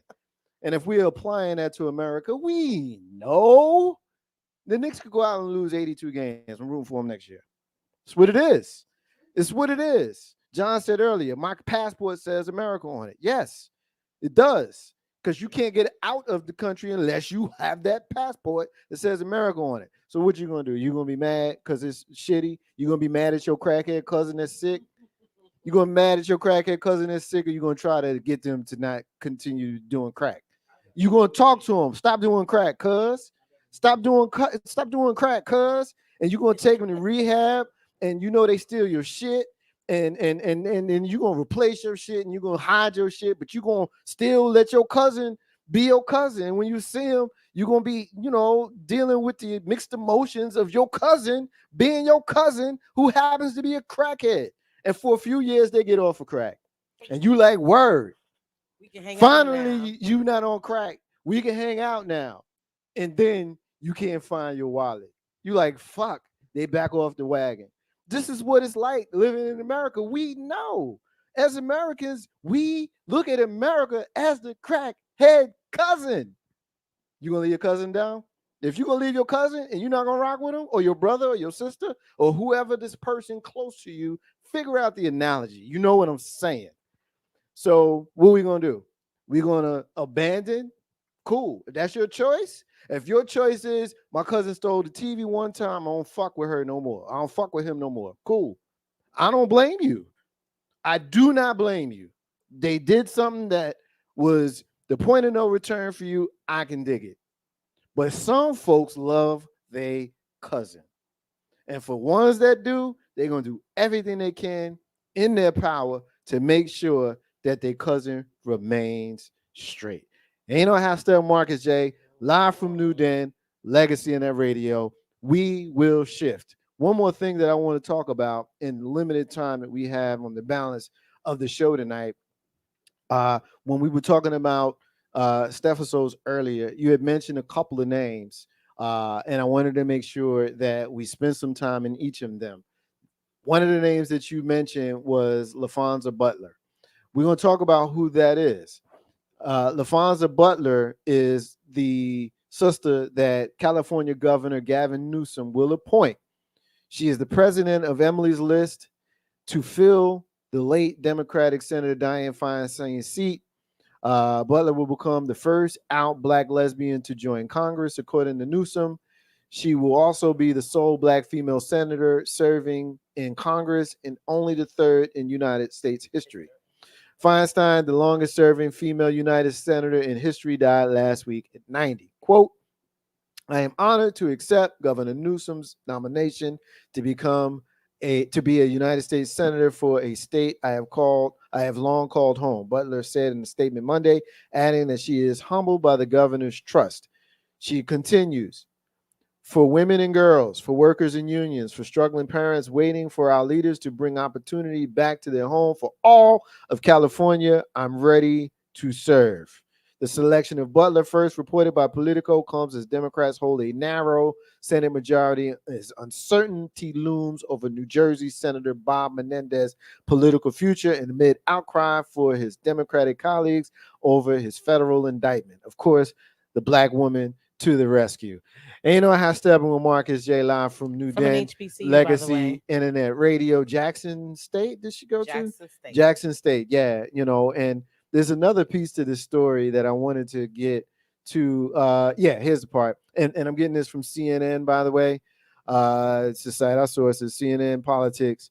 Let's see. Newsom previously pledged to appoint a black woman to Feinstein's seat should the senator resign before her terms end. Many urged Newsom to appoint Sheila Jackson Lee, a longtime representative from Oakland and the only black woman running for the seat, including the Congressional Black Caucus, which sent a letter to Newsom asking him to choose Lee just hours before his announcement. But the governor said last month that he would not appoint any of the candidates currently seeking the office. Newsom's office said Monday that there were no conditions placed on Butler and that any decision to run for a full term would be her own. Okay, so we got it appropriately set up. Let me see. Let me look and see if we got any comments. Yes. 80 says America's finished. Every empire must fall.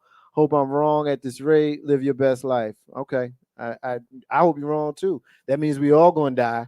Well, yeah, perhaps, but I mean, that's her opinions. I respect it. Fuck my crackhead cousin because you got to get the fuck from around me geeking. That's Edie. She ain't wrong, and I alluded to that too in my mini rant. Can save my cousin if you don't want to be saved. Crackheads or addicts do it when they ready. And yeah, you're wrong. You're not wrong. So I hear you. My analogy was me sticking my tongue firmly in my cheek, but I think you understand what I was trying to say. So we're not gonna make it literal. And I'll be honest with you, ain't too many of us middle-aged black folk that ain't got a crackhead cousin for real that we love, that we fuck with. So we have them get from hell around from us. We all have said that, but that's your fam, and it's hard to not deal with fam. So ain't no how Steph Marcus J Live from NewDen Legacy in that radio. Anyway, Steph, let's talk about LaFonza Butler. Whatever you got on the topic, John will follow you. Well, you know what I found interesting? Not only did he not appoint people who were already running, which include Adam Schiff and Barbara Lee, who, if Barbara Lee wants it, I said Sheila Jackson Lee, and I'm sorry. It's okay. Yes, thank you. It is BarbaraLee. Thank Sheila you Jackson for Lee's down in thank Texas, you for correcting Barbara Lee me. running in Yes. California, and Barbara Lee is qualified, no doubt about it. She was, if anyone remembers, the only person to be against the initiative to move against Iraq and war.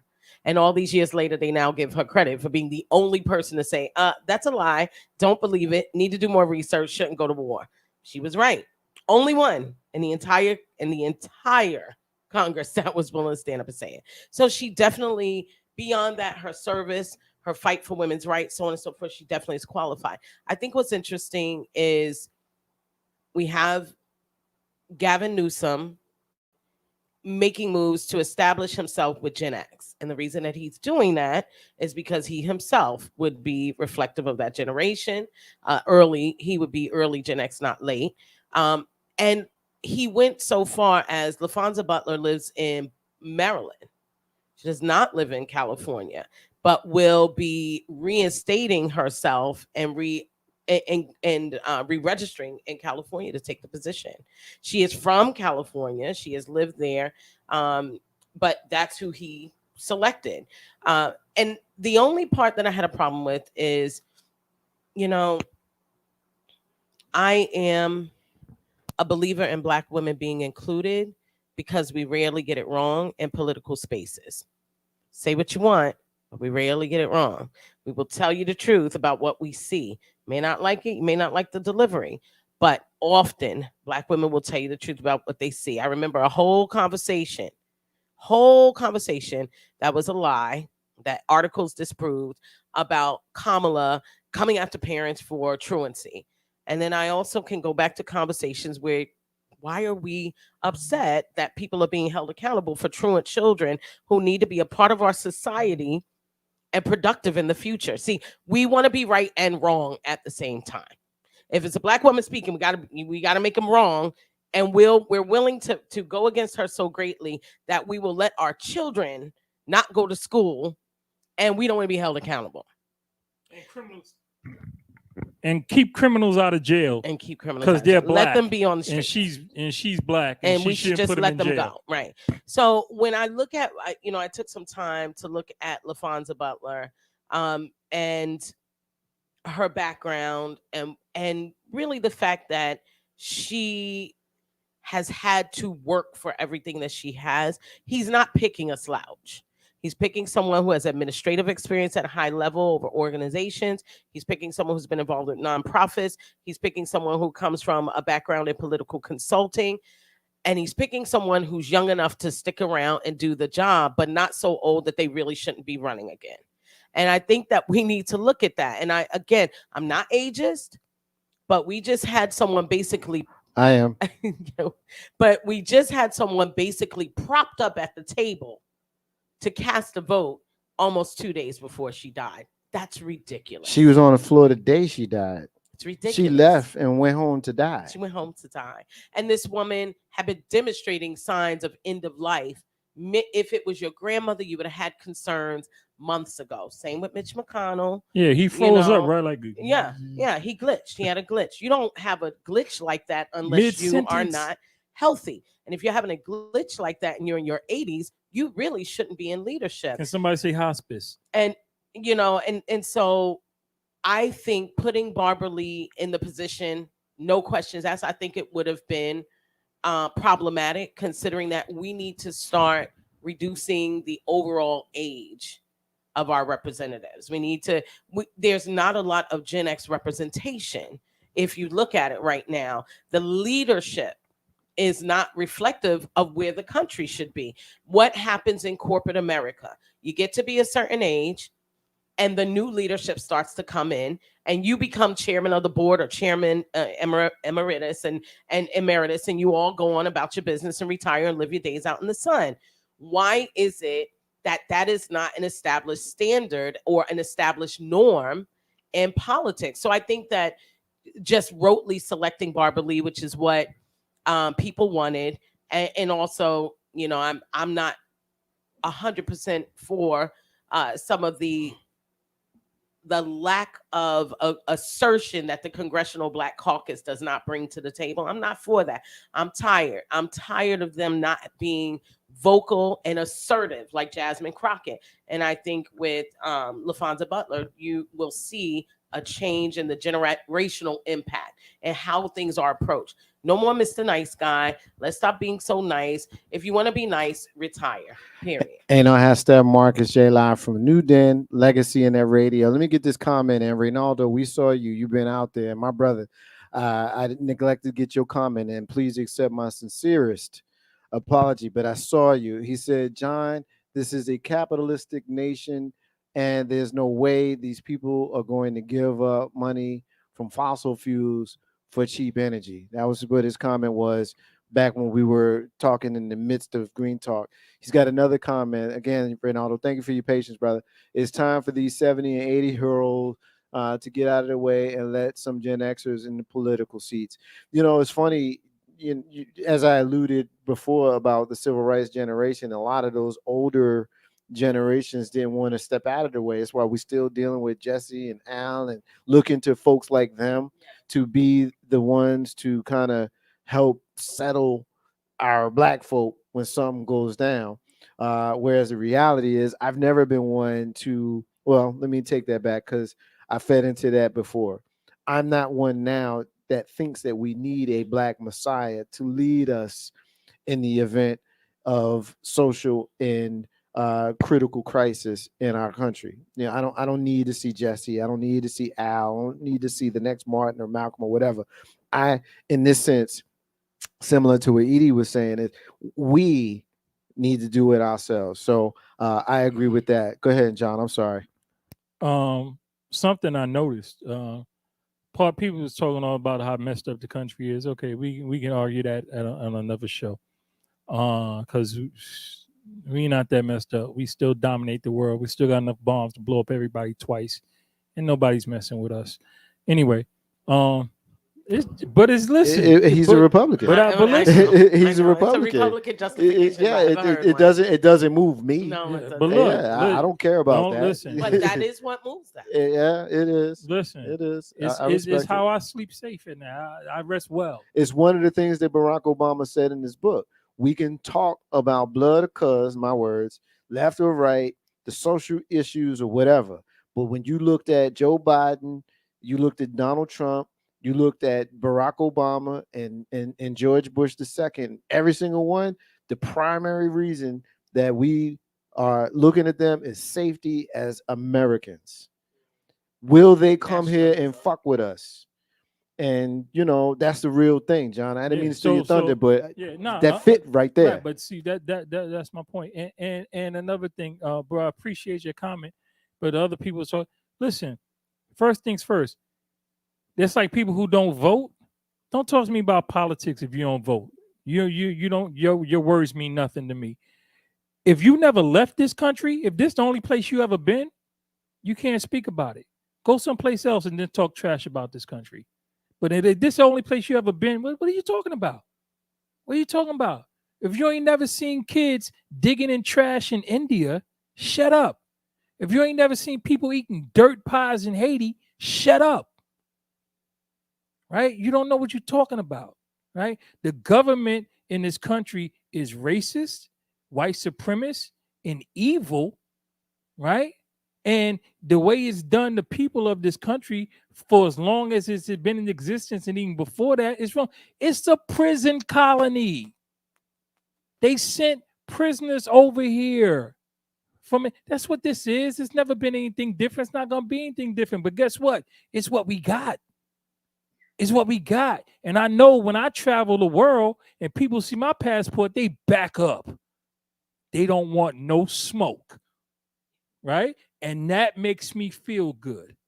And the fact that I know that we got 15 aircraft carriers and the next 10 countries all together behind us don't got 15 between them, and the ones they got don't work, I'm good with that. I'm good with that. And I feel good about that. And yeah, we didn't need to go to Iraq war, but guess what it did? It made a lot of money. The Iraq war made a lot of money. So look, that's another topic. What I notice about politics, Gen X is missing, right? We took a step back. We went home. Well, let me tell you what Gen X did. We didn't participate in politics. We went home. We went to school. We had kids, and we spoiled the shit out of them, and we got millennials for it. Now, millennials, because we told them what our parents told us. You're great. You can be anything in this world. You could do. We spread that message onto our children, but we did not force them to prove it. That's older Gen X. Right? Right. But it's still, yeah. Right. So in politics, what you got is late boomers and millennials. For the most part, Gen Xers who represent a good source of the population are not represented, nor our opinions are represented in the government, and that's a big problem. That's a big problem because we're not bridging that divide, right? And them old stogies gotta go. Check this out. If you sat in the Senate with Strom Thurmond, you need to leave. Right. You need to leave. If you was part of government, right? If you were part of government while COINTELPRO was still active, I don't want to talk to you about nothing because you're an evil son of a bitch and you know it because you was down with it. Don't try to act like you wasn't because you was then. Because you ain't have the guts to stand up and say something about it, right? So just silence acquiesce.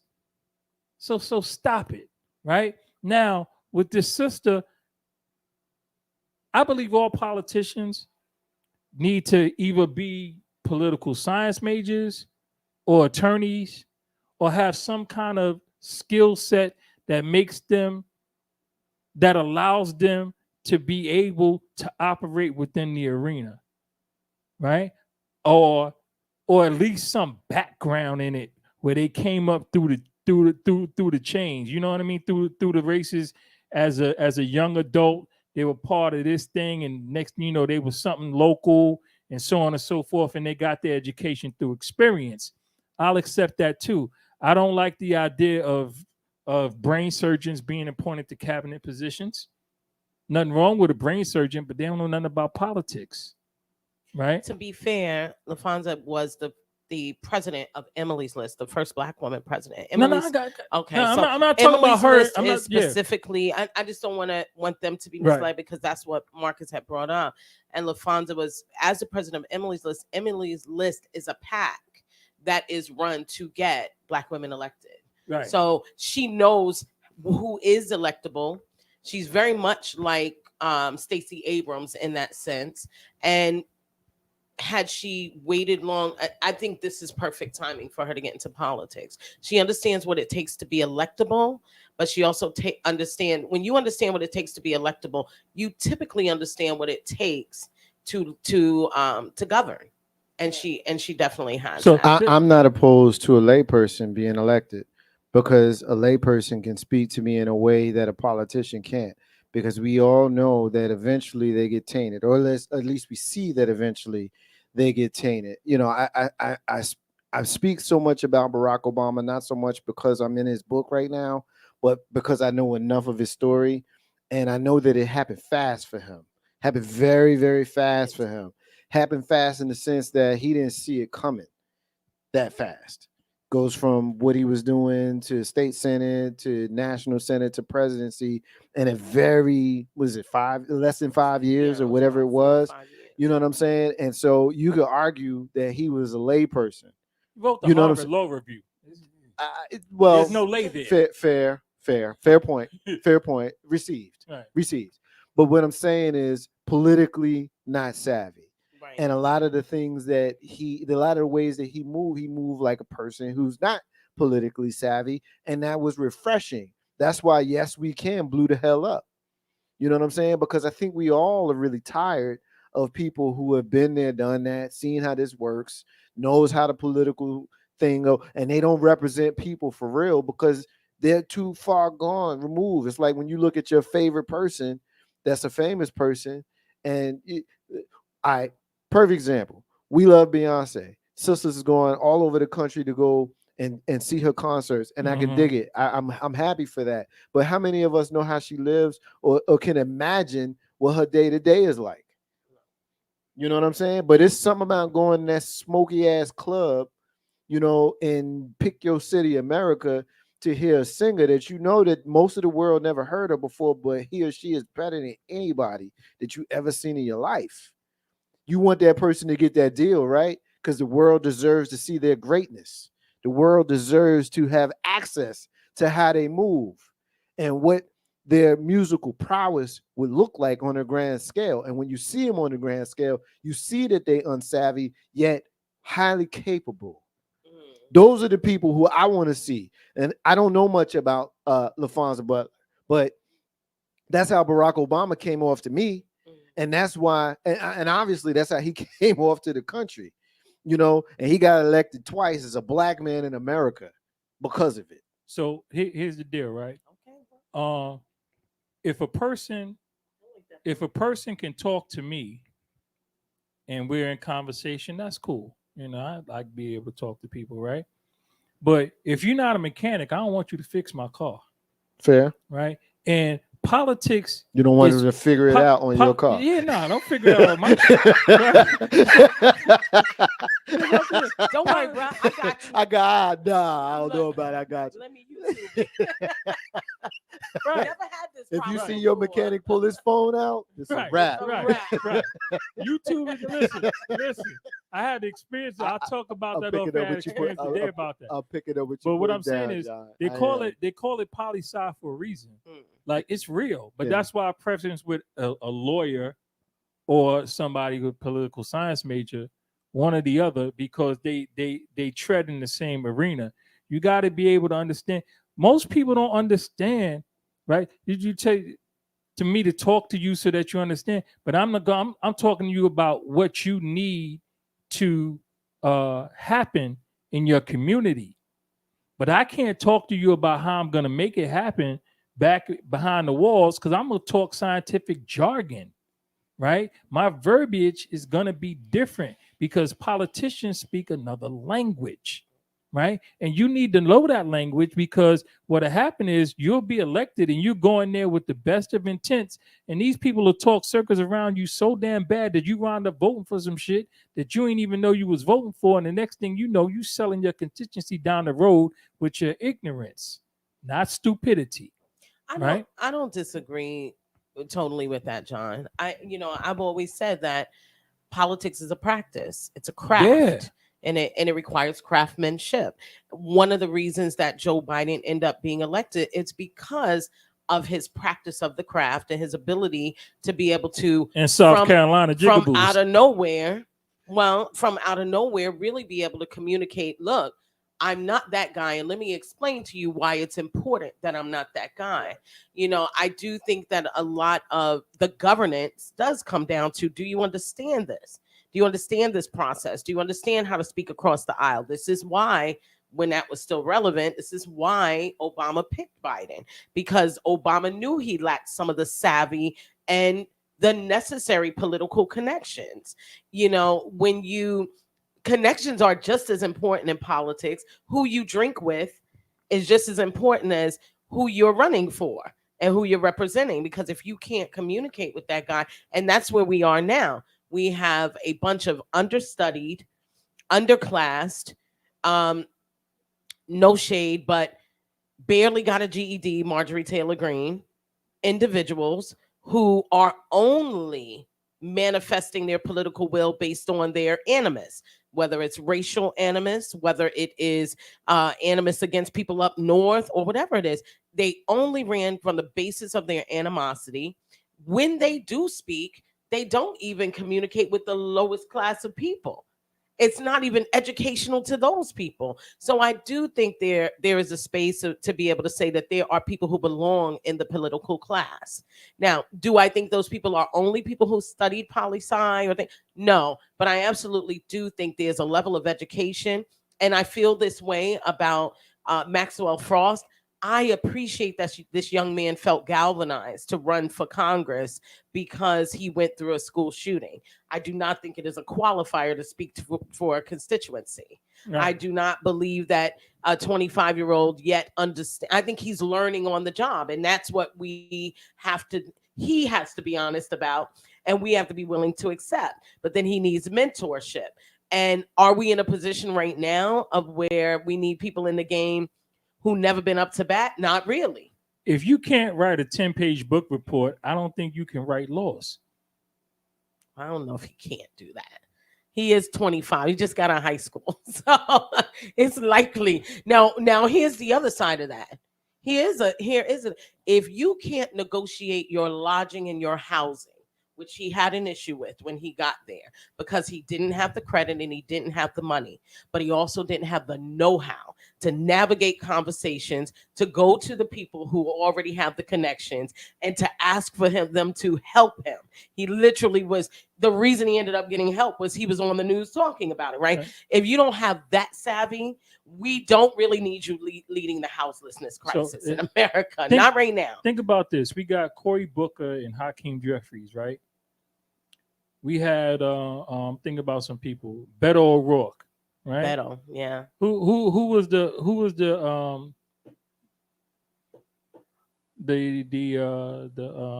I want to use the right term for him. Gay. The gay. Who's the gay? Pete Buttigieg. Yeah, Buttigieg. What's wrong with saying gay? I don't know, man.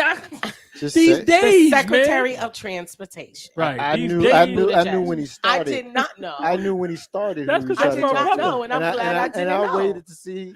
Yeah, yeah, I did. You let him be out Yeah, I there did. Yeah, I did. That's what you Because I did. Last I minute did. he throws a life preserver. But here we go. But hear me out.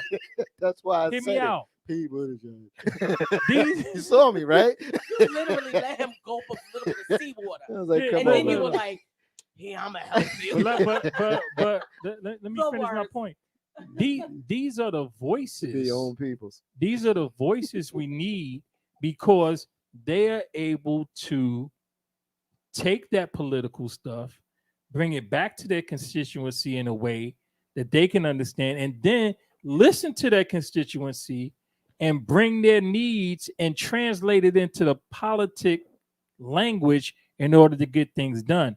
Got to get the money out of politics. That's the first thing. But the second thing, again, right? If you were in office while COINTELPRO was a thing, you don't need to be in office anymore because you have just admitted to me that you're an evil motherfucker. You are, right? I don't need you in my body politic. And if you holding on to be strong, you need to go to jail. We need to do something about this shit. It's ridiculous. It is ridiculous that Biden and Trump are who we're talking about. That McConnell is who we're talking about. For real. Feinstein made a vote, went home, and come on. It ain't even about Democrat and Republican at this point. For real. What? Big man. I'm sorry. Listen, I'm sorry. These old people. Yo, I tried to hold it together, but I couldn't because he's having the rant that I had a few months ago. No, but hear what I'm saying. I had this rant a few months ago. It's like an old man ranting about Old people, yeah. But now hear me out, right? Yeah. Going, okay, you gotta have surgery. Let's say, nothing crazy like appendicitis, right? No, get your appendix out. Yeah. Yeah, regular shit happens 20 times a day on an hour, right? You go in the hospital and you go into one room and sitting there is Donald Trump, all you Trump voters. And he's like, yeah, come on, I got you. With and the whole, he's a doctor. He's a doctor. Yeah. He's a doctor. He went to school and everything, but he got that orange mullet and shit going. Nah, you like, no, where the little Indian motherfucker? You don't want him. Oh my right? God, John. No, but I'm serious. Help us. You go in there. You might get Vivek. You go in there, dog. Yeah, you might get Vivek. You don't want him. You don't want Ramaswamy in there. But I'm saying the way people. But the again, point they is, at a certain point, and the same thing applies. Same thing applies to Biden. If I go in there, I see Joe.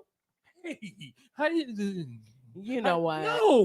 No, Joe, you ain't operating on me, man. I don't care if you run 2 miles in the morning. No, Joe. No. So I think we agree that it's time for the elders to elder differently. Yeah, move on. Okay. Come on. We listen. I will say this: Whoopi Goldberg had a fit about this the other day. I hate to call it a fit because she wasn't acting crazy. I don't mean it like that. But she was like, stop talking about us. She said, I'm not all the way there yet, but please stop talking about us like we have no value. And I think it needs to be stated that there's significant value in my 90-year-old grandmother, but it is not in serving as a senator. Consultant? There is significant. She is a life consultant. I can go to my 90-year-old grandmother and she's sharp as a whip. She still drives herself. She's okay. Right? Do some white paper, right? Give me some consultant. Let me do that. Let your opinions are valid and wonderful. But listen, if you full Social Security eligible, nah, man. Ain't no how to Marcus J. Live from NewDen Legacy and Radio. I'll take the final word on this one. 72. I've had enough conversations. You can get it, but you're not full eligible. Full eligible is like 70. I've had enough conversations with elders that I will compile in this last statement that I'll say. When you talk to them, and we're in our 40s and 50s here, shit hurts, but it's not like what they deal with as elders. And I had an elder tell me that while I may be an older person and all that kind of stuff, and my body's breaking down and all that, I'm still me. Like I'm me inside of my head, and I'm frustrated by the failing vessel that which is my body. But I promise you, I'm still me. And so there's this feeling and this thought of why cast me aside when I can still do it? Why? Because I'm still me. And it's a frustrating thing if I'm speaking from their perspective because they're still them.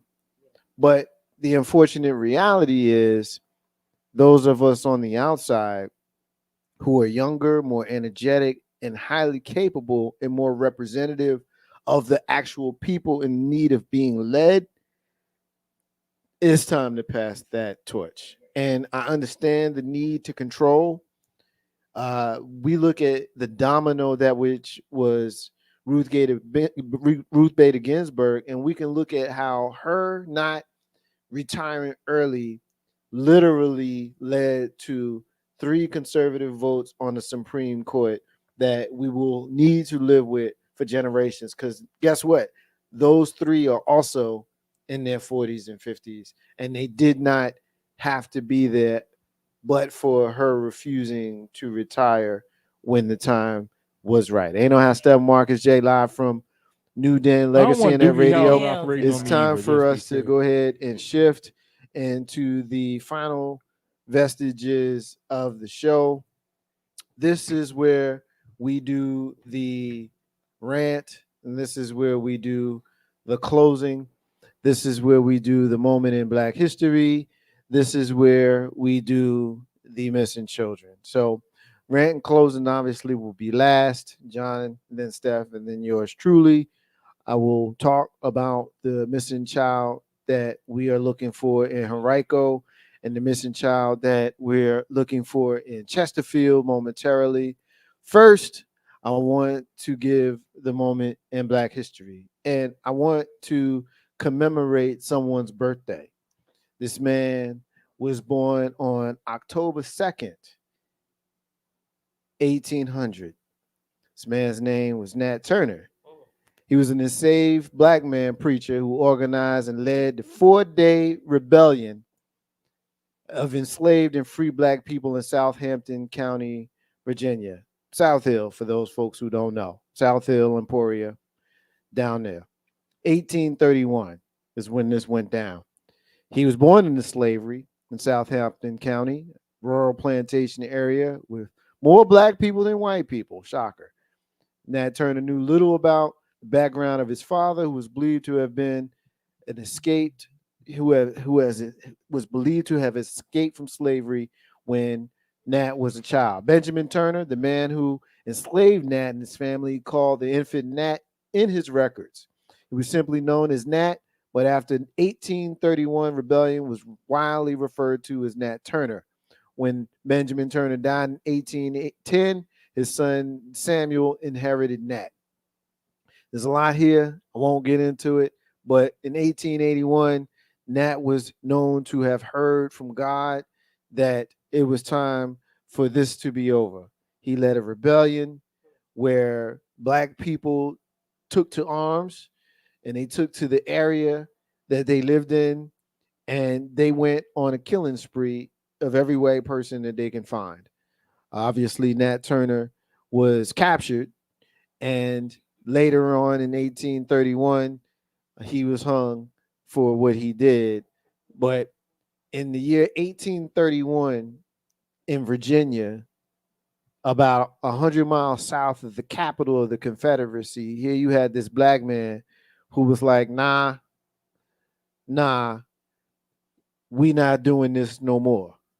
You know, they would often tell you, they being white people during the times of slavery, and even some in present day, would tell you that the wish of freedom is a mental illness. Don't you see how good you have it? Nah, I don't see how good I have it. You'll have some who will have issue with the fact that Nat Turner killed white people. And they'll say to us as black, I'm on, I'm good. They'll say to us as black people, why would you celebrate someone who did such things? When you consider the times and you consider what was happening around us, I absolutely would celebrate Nat Turner for being the one to say, I'm not the one. And you're going to have to kill me dead, in which they did. But I will celebrate him today. He would be 223 years old if he continued to live. But for his hanging in 1831 at the age of 31 years old. Nat Turner, moment in Black history. Ain't no half step with Marcus J. Live from NewDen, Legacy Internet Radio. We're also at this time going to do some missing children. And there's two of them, as I had alluded to a few moments ago. The first one being a young brother from Chesterfield County here in Virginia, the Cap City, Richmond, more specifically. We're looking for Darius Zahir Valentine. Darius was last seen wearing a black hoodie and blue jeans. Chesterfield County, Virginia, here in Richmond, in the Cap City area. He's been missing since September 29th, which was on Friday. If you've seen him, please contact the Chesterfield County Police Department at 804-748-1251. We're also looking for Kalia Iyana Taylor. She's been missing since September 26, 2023 from Henrico. She's also 15 years old. And Kalia was last seen wearing a black shirt and jeans. If you've seen her, please contact the Henrico County Police Department at 804-501-5000. Let us recap. We're looking for Darius Zahir Valentine. We're looking for Kalia Iyana Taylor. If you have seen them, please contact the National Center for Missing and/or Exploited Children on their website, missingkids.org, or contact them at 1-800-LOST, 1-800-843-5678. We've been off the airs, the three of us, the usual suspects, since the last of August, and I will try to make a point of keeping two names very, very fresh in all of our minds. And so there are two missing people cases that unfortunately remain unsolved. And until there's resolution, we will continue to look for them.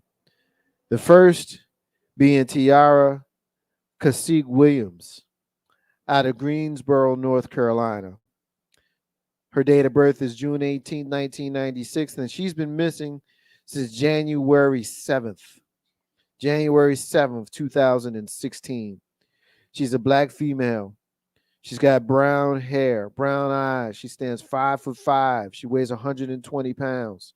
She was last seen on January 7th, 2016, in the Stony Brook Apartments, Webster Road area, wearing black North Face jacket, pink shirt, dark blue Levi's, and a blue knit cap.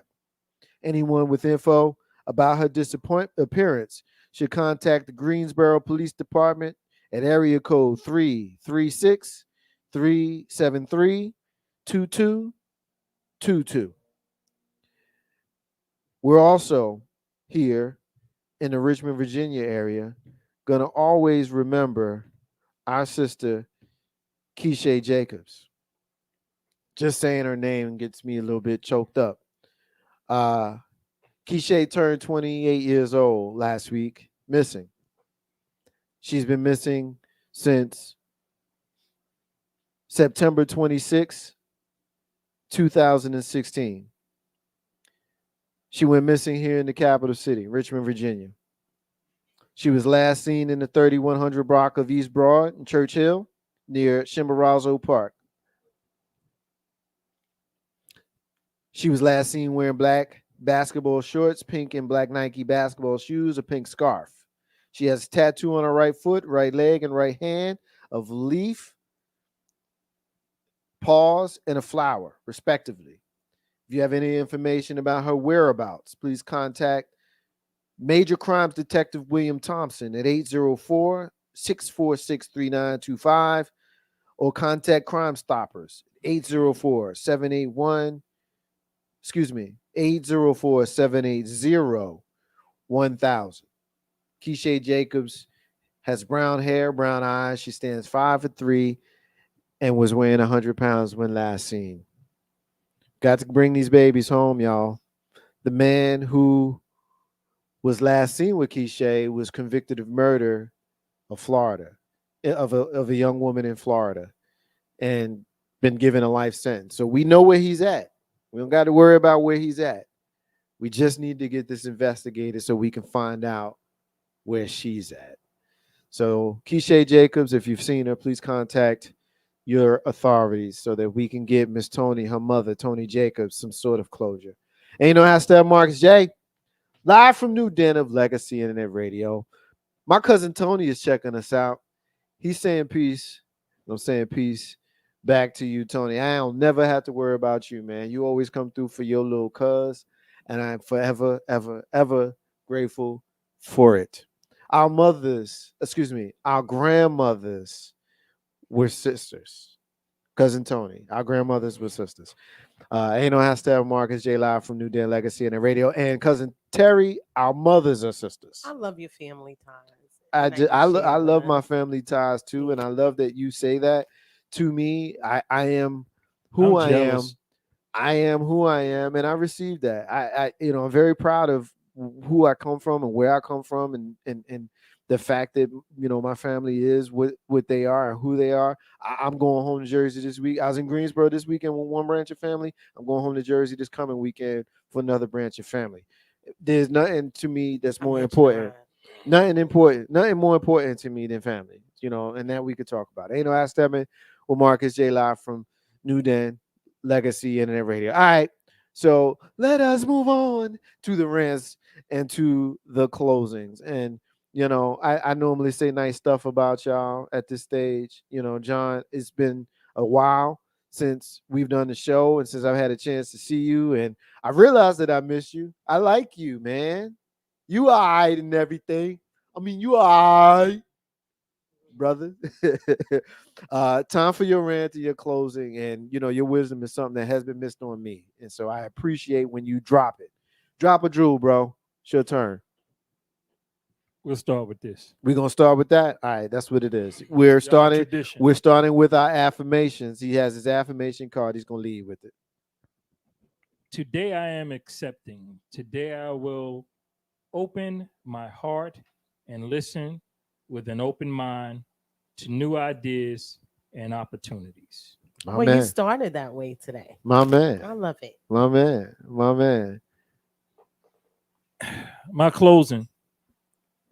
It's funny because I thought about this today, and I thought about Nat Turner, and I thought about what I wanted to close with. And here's what it is, right?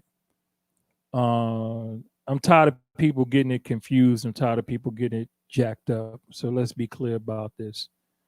When the colonizers and Europeans came to the Caribbean, they found black people, not people who look like the nomadic tribes of the plains and western parts of North America. No, they found black people who look like Ethiopians, right? According to their own documents. That's what they found in the Caribbean. When they finally made it to North America, that's what they found. They found black people, right? In Florida and Virginia and wherever they went, they found black people. And they did not find people living in teepees or huts or whatever. They had cities. They had stone structures, wood structures, right? They had organized government, right? They even had a constitution that's very similar to ours that Thomas Jefferson plagiarized, right? But I've said that a few times. That's the first thing we need to understand. The second thing we need to understand is slavery isn't new in the world, but chattel slavery is. Chattel slavery is an American invention. The idea that you are a slave because you were born to a slave, that your mother and or your father was a slave, so that makes you a slave. The fact that you are a slave only because of the complexion of your skin. The fact that you are a slave for a debt that is non-repayable, right? When they first founded this country, again, like I said, it was a penal colony. They sent prisoners over here to work. Those prisoners were indentured servants. They had an opportunity to work off their debt through slavery and then no longer be slaves, right? They sold that to the tribe people here. They wrote thousands of treaties and broke them all and wiped out most of the tribal people in war, unfair warfare, because even after they lost the battle and agreed to a settlement, they would come back in the night right after the agreement and wipe out the whole tribe when they were celebrating the peace. This is the way of the colonizer. This is the way they operate. This is the way they operated on the continent of Africa. This is the way they operated on the continent of North America, South America, and throughout the Caribbean, right? Less than 500,000 people from Africa made it to the Caribbean and to the U.S., right? So the idea that the population of these areas were all brought from Africa is stupid. If you believe that, you're stupid. Period. And again, we can't compare the evils of this country with things that went on 1,000, 2,000 years ago with indentured, prisoners of war who became slaves, and after the children were born, became part of the nation that they were born to. That didn't happen for us. It's not how it worked. Slave masters would buy 2 female slaves and have babies with them so they didn't have to pay for more slaves. Right? They littered them out like people who make dogs. That's an American thing. That's an evil that is part of America. And y'all hear me? Y'all go, wait a minute though. Wasn't you just big up in America and blah blah? Yeah. You know why? Because that's where I live. It's where I was born. It's what my passport says. And we got more bombs than other people. But nobody wants to smoke. So I'll deal with that. But I'm not going to tell lies. I'm not going to romanticize the situation.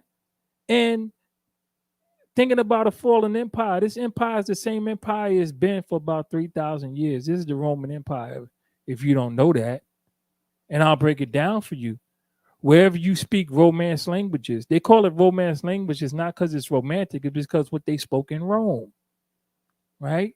Spanish, French, English, Latin, Italian. If those languages are spoken or the dominant languages of the land, you're part of the Roman Empire, right? They changed Christianity to move it forward. The Catholic Church, part of the Holy Roman Empire. And it hasn't fallen. And it didn't fall. And it's not falling no time soon because, again, we got more bombs than everybody. So I'll deal with it and I'll work through it and I'll make my life the best it can be within it. But I'm not going to hide it, right? I'm not going to tell lies or promote lies. I'm going to tell the truth. And all it takes is a little bit of research and study. If you care to know, if you don't care to know, that's cool too. I'm not trying to force anything on you. But when I get people talking about, slavery been around for a while. No, it ain't. Not chattel slavery. Not what we do in this country. Not what we did in this country. Not what's still going on. Slavery's still on the books. They said you are a slave if you're a convicted criminal. We could still make you work for free. We could still rent you out. That's what in Richmond, in the Cap City where I'm at, that was the predominant kind of slavery, right? Because the city of Richmond didn't have plantations. Plantations was out in the other counties, in the burgs, right? All of the burgs had plantations. So the people who had the tobacco factories and other places in the here, they would rent slaves from the plantations, bring them out here. The slaves had their own houses, own living quarters. They would have places to live. They would get a portion of their pay to live, to eat off, and the rest of the money would go back to the plantation where they was renting a slave. Nothing's changed. This is what happened to people that go to jail. They become slaves. And when you come out of jail, your resources are so limited that if you try to get into the workforce, that's the same thing that's going to happen to you. You got taxation without representation. So guess what? That's a form of slavery. Because you get just enough money to feed yourself and halfway house yourself, and the rest of it goes to the government. And guess what? None of your tax money goes to fund the government. They get that money by selling bullets, liquor, and oil. That's how the government runs. The tax money is just a way to make sure that you don't have enough to do better. Right? You don't want to pay taxes. Get you a good attorney, open up an LLC, and start putting your money in businesses and not in your name. These are the things we need to understand and need to do, right? We need to we need to educate ourselves, move forward to have a better life, to have a better understanding of what life, to have an abundance of things, so that we can pass this information on down the generation, so that things may actually change. Because they not, I'm gonna tell you how they not gonna change. They not gonna change by making trap music. They're not going to change by buying athletic wear and you're not an athlete. They're not going to change by credit card scams. They're not going to change by OnlyFans accounts. They will change by being educated in finance, understanding how politics works, understanding how your local elections are far more important than national elections.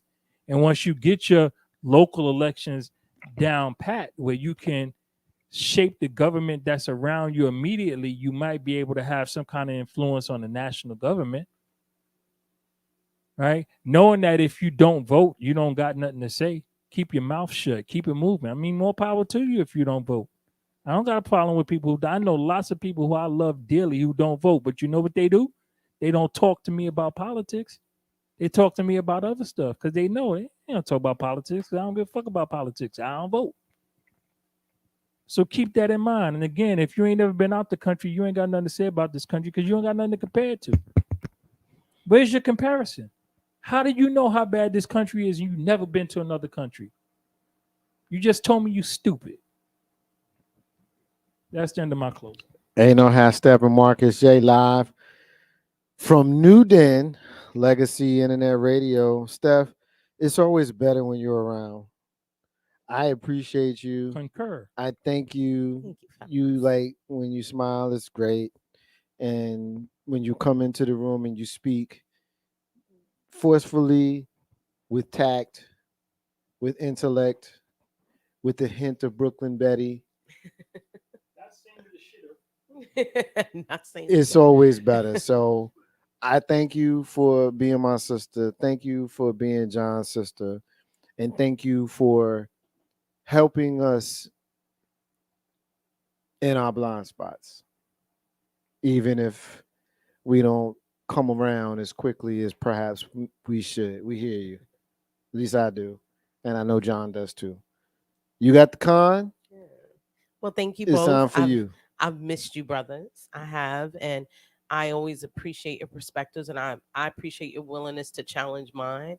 And as much as I may have impacted John also has changed me. It gives me an opportunity to engage in things that we may not see similarly, but in a safe space. And I always appreciate that because resolution comes from conversation, but it comes from the kind of conversation that isn't intentionally hurtful. And I know that about you. So you might drive me crazy sometimes, but you always really do make an effort, and I appreciate that. And Marcus, I love your OCD ways. I love how prepared you are. I appreciate that over the week you have reached out to us and asked us what we wanted to speak about, and that you make this a second job. Because you love your platform, and I respect that, and I'll take a lot from you on that as we build out RVA the Talk. RVAthetalk.com. Please, guys, we are going to be live. We have creators already signed up and ready to go with their shows. If you are interested, it really is super cheap to bring your own radio show to RVA the Talk, which will also stream on TuneIn, Apple Podcasts, and so on. And also, if you want to fill our nighttime air with a podcast that you are doing, and so you're doing long form stream of consciousness conversations, not interrupted by commercials, the way radio should be done, because you do short segments and talk about and move through many things.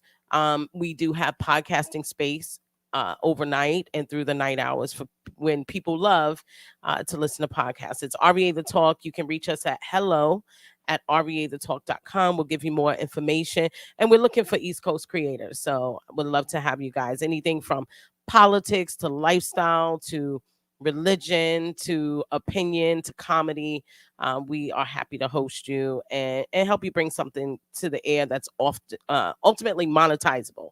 That's the mission. This is radio with a purpose, and the purpose is we want you to be able to enhance your brand and make a little money also. That being said, I'm gonna read this affirmation card, which I asked Marcus for a new one, but I can't have one because I gotta go with what was chosen. So we will do the card, we will hit the clip, and then I will come in with my rant because it just makes sense. Fair? Fair. So my affirmation today is: today I am free of drama. Today I will let go of the people that do not support me and only surround myself with positive people. Let's go to. I do too. Note to self. I got things to do. Let's go to a lot of women, especially Black women, and I might get in trouble for saying this, but I will. In our society right now, Black women are making a lot more money for the most part than Black men. Right? There are a lot of Black men who are successful, but for the most part, Black women are making the money. So if you can find love, if that man works, at whatever job, and is a good man and is good to you, and honors the house and honors his wife and does what he can, because his gift may not be your gift. Exactly. That is okay. That's not somebody who's beneath you. Yeah. That's somebody who came to love you at your worth, right? Yes. And as long as he's secure in himself to know that, yep, she makes most of the money, all I can pay is the light bill. As long as she's comfortable enough to say, I'm going to cover the mortgage and all the other stuff, you've handled the light bill, baby, you can take me to dinner every now and then. That is fine. Yeah. That's fine. Yeah. But that's so hard for a lot of people to take in, because that means, no, I need somebody who is, they need to make 5 times more, and I got to have, well, go on, keep your list, baby. Yeah. God bless you. Hope it happens. Go on, keep your list. But when you talk about just someone to love you and support you, I know people whose men can't touch what they make. Listen, a lot of women, especially Black women, and I'm like, I think that was the end of the clip. Yep. That was it. Okay. So that clip, for anyone who couldn't hear it well or whatever, and I'll be happy to drop it in the link so you can go through it yourself, is Tyler Perry encouraging, as he said, specifically Black women, to accept the fact that your man may not be a provider, and that if all he could pay is the light bill, then that might be the perfect love for you, so you can take care of the mortgage and let this man who can only pay the light bill Larry, be the man of your dreams. And if you can't accept light bill Larry while you're Michelle mortgage payer, and you are Elise electric bill payer, and you're Wanda water bill payer, but if he could just pay the light bill, you should be so glad to have a penis in your bed, Black woman. This is what this wealthy Black man just said to a population of men that are not wealthy, that do not even represent 2% of the majority wealth in this country. He said, because this clip has been focused on in regard to Black women. So this is the part that I'll say about Black women. When he goes into the dialogue where he talks about what Black women say, he immediately goes into a Medea caricature. I don't want. He makes a joke of us. And that's somewhat how I perceive Tyler Perry anyway. So he jumps into bastardizing Black women in their desires or their needs or their qualifiers for who is a good mate for them, and turning it into a caricature and a joke. And then here's the part that's about you, brothers. He says, well, then be alone. You know why? Because really what he's professing is that you're incapable. He's not really talking about us and our needs, because that's not going to change. What he's saying is, listen, Black women, if you don't settle and come down off your perch and date light bill Larry, you'll never have anything, because that's all we can offer you.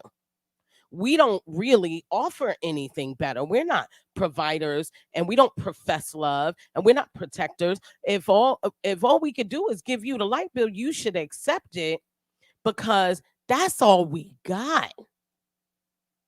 And I think Black men should be more offended by that clip than they have been. See, what they've been taking from it is, see, Black women, y'all want too much. And like Tyler Perry said, you should accept this man for what he could do. Let me tell you something. There is not another race of men that are encouraging their men to be the lowest common denominator of the community. They're not doing it. Why do you think 53% of white women voted for a man that said he would sexually assault them? Because they still believe in the power dynamic of their community. They believe that their men are producers. They have proof that their men are providers. They have proof that their men are protectors, even if it means their men will subjugate another race of people to provide and protect them. They have proof, positive. But you have a wealthy man saying, I know plenty of women whose men do less. Who, Oprah and Steppin? The fuck are you talking about?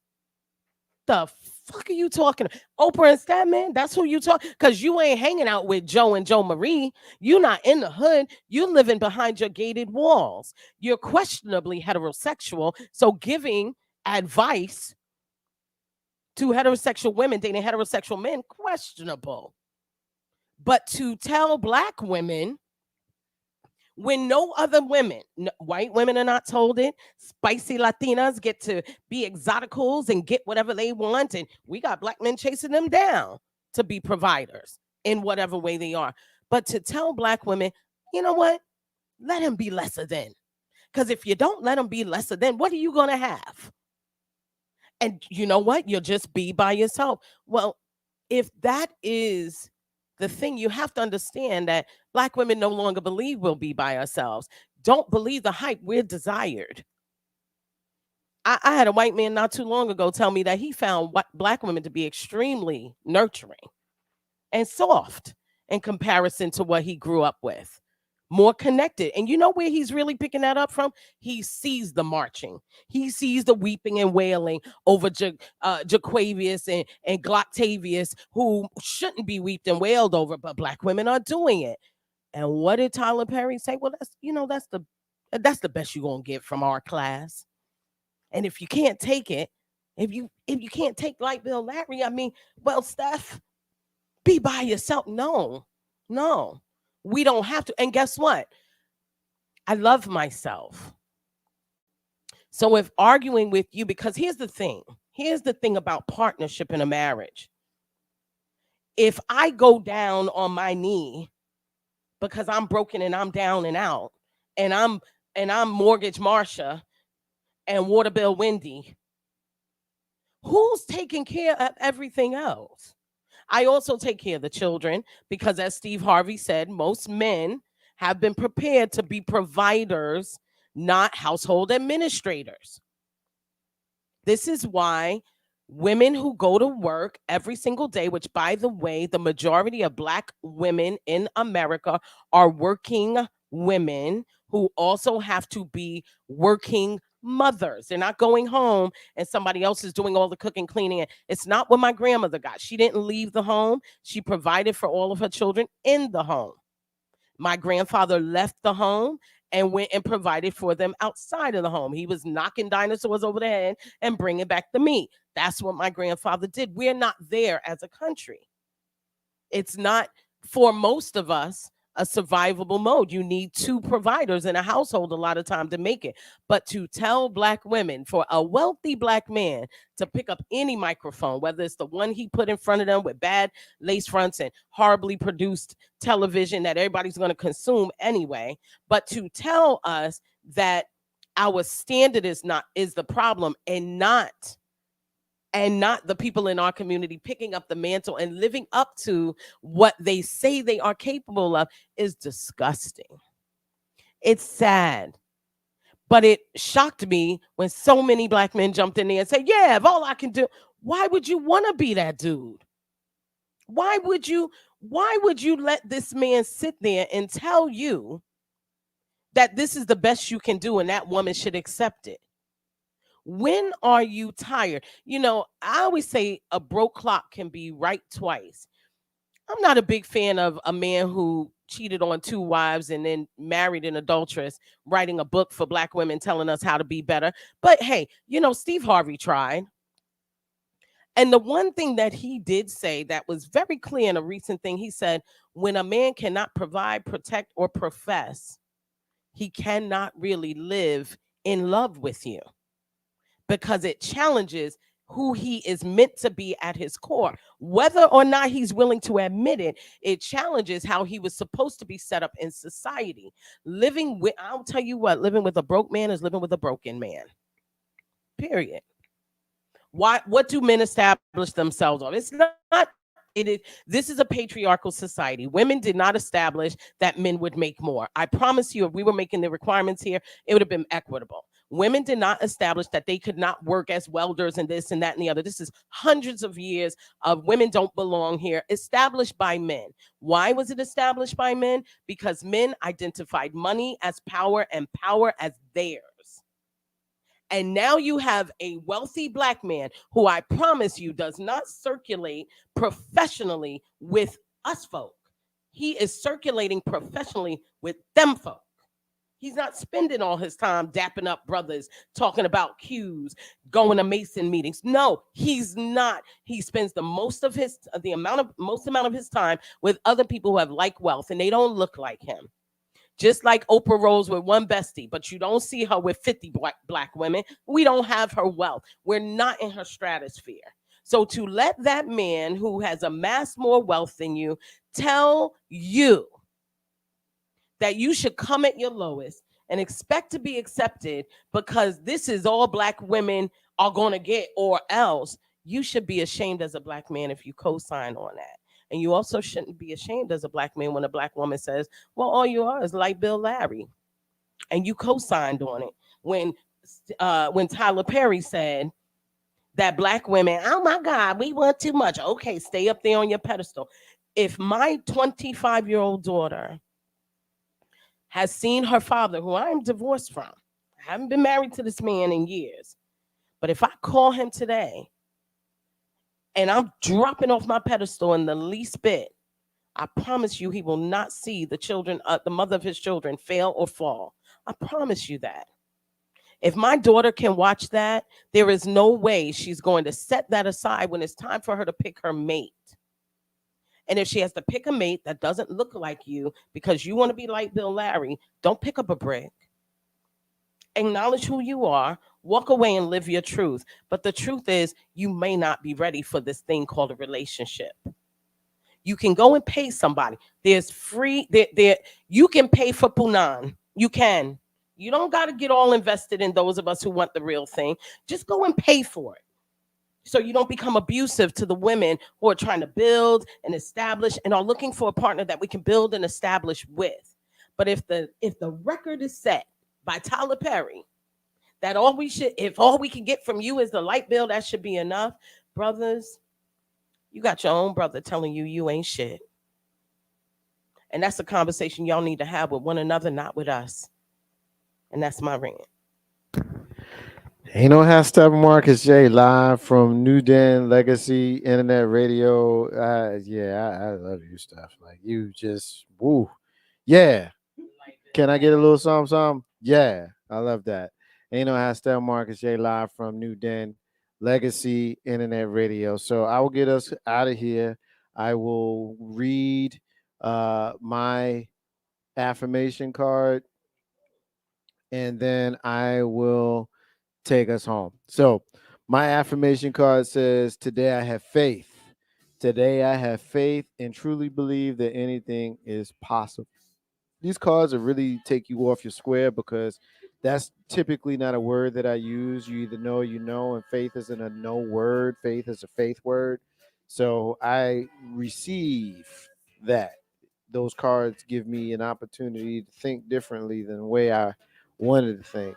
And I appreciate the universe giving me a nudge. Ain't no how to step Marcus J live from NewDen Legacy and Radio. All right, so here's where I close us out with my own rant and my own closing. And I had not done this in a while. I had found my way clear to keep this man's name out of my mouth. And, I'm not going to say his name. I haven't, but y'all know who I'm talking about. I'm talking about the dude that's a fraud. I told you so. The judge says his whole New York organization is a fraud. He lied about the business. It's on his way to non-existence. Shocker, you know. Yet Republicans gonna support him, and they're gonna still tell you that America is gonna be made great again by him. He's leading in the polls. All his opponents said they support him if he's nominated. Everybody but Chris Christie. Chris Christie says that he ain't fucking with him, and if he wins the nomination, he won't. Which I think he probably will win the nomination. So be ready, because he might actually just win. Again, his supporters, they way too stupid to just leave him alone. And John alluded to this earlier, but I'm going to ask the question, really. Imagine if your doctor or your children's teacher or your lawyer or anybody that you need in your personal life was a business disgraced, racist, alleged rapist, and a horrible narcissist. You replaced him, wouldn't you? Of course you would. Let me stop you before you fucking lie like he do. The judge says that this dude lives in a fantasy world, and you still got folks supporting him. Obviously, I don't get it, and I haven't talked about him much in the last few years since he left the office, and I'm still not going to say his name. I'm just going to refer to him like I used to refer to him, as the master of mendacity and terradiddle. The master of mendacity and terradiddle. Look him up. Look up the words. Mendacity, terradiddle. It basically means he's a liar. And I remember the hundreds of hours on this show, Ain't No Half Step with Marcus J, on Legacy and Radio, and the thousands of social media posts that I found myself a part of, trying to warn folks. And at least half of the Republican electorate once, twice impeached. I said it again. I'm going to say it again. Said it before. I'm going to say it again. A twice impeached business disgrace, racist, alleged rapist, horrible narcissist. They want him to lead our country again. Putting that hand on the hot stove again, I see, huh? Dummies. I remember how they would tell me, I don't understand.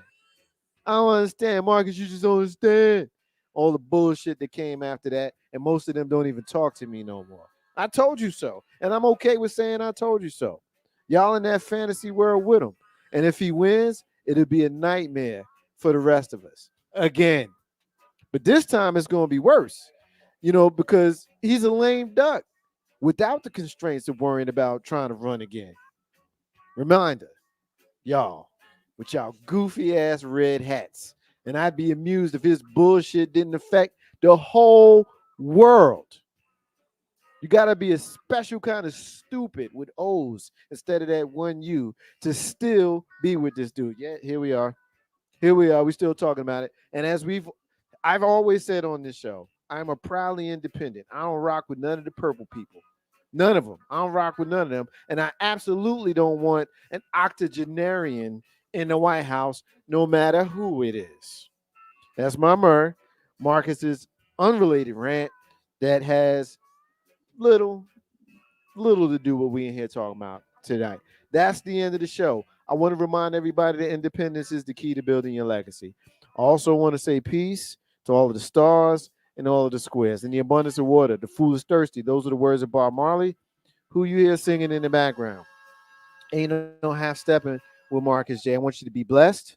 I want you to give grace. I want you to remember to keep it 100. Authenticity has absolutely no competition. Remember, we're celebrating 12 years in internet radio and live podcasts. It's something we're very proud of.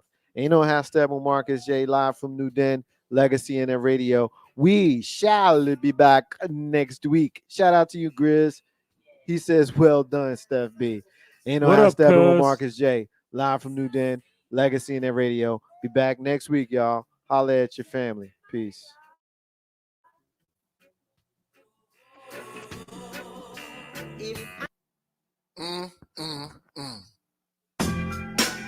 Oh yeah, I'm with it. I'm just gonna lay back and I'ma drop some smooth lyrics. So late. We about to set it straight. Ain't no half stepping with Marcus J. Word. I'm ready, let's go.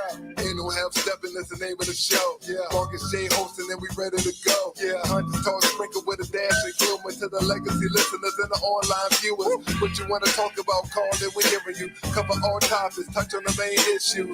With you flowing this show, bring the heat. The word on the street, Wizard Earl on the beat. We superb in the D, legacy online. 7 and 9:30, please be on time. Ain't no half stepping with Marcus J, my brother. If they can't hang, word to their mother. And he been on this grind for a while. My brother so smart, plus brother got style. Up in Richmond, we on the mission, before force. And listen up, this Marcus J start to talk, running back. And he been on this grind for a while. The brother so smart, plus brother got style. Up in Richmond, we on the mission, before force. And listen up, this Marcus J start to talk.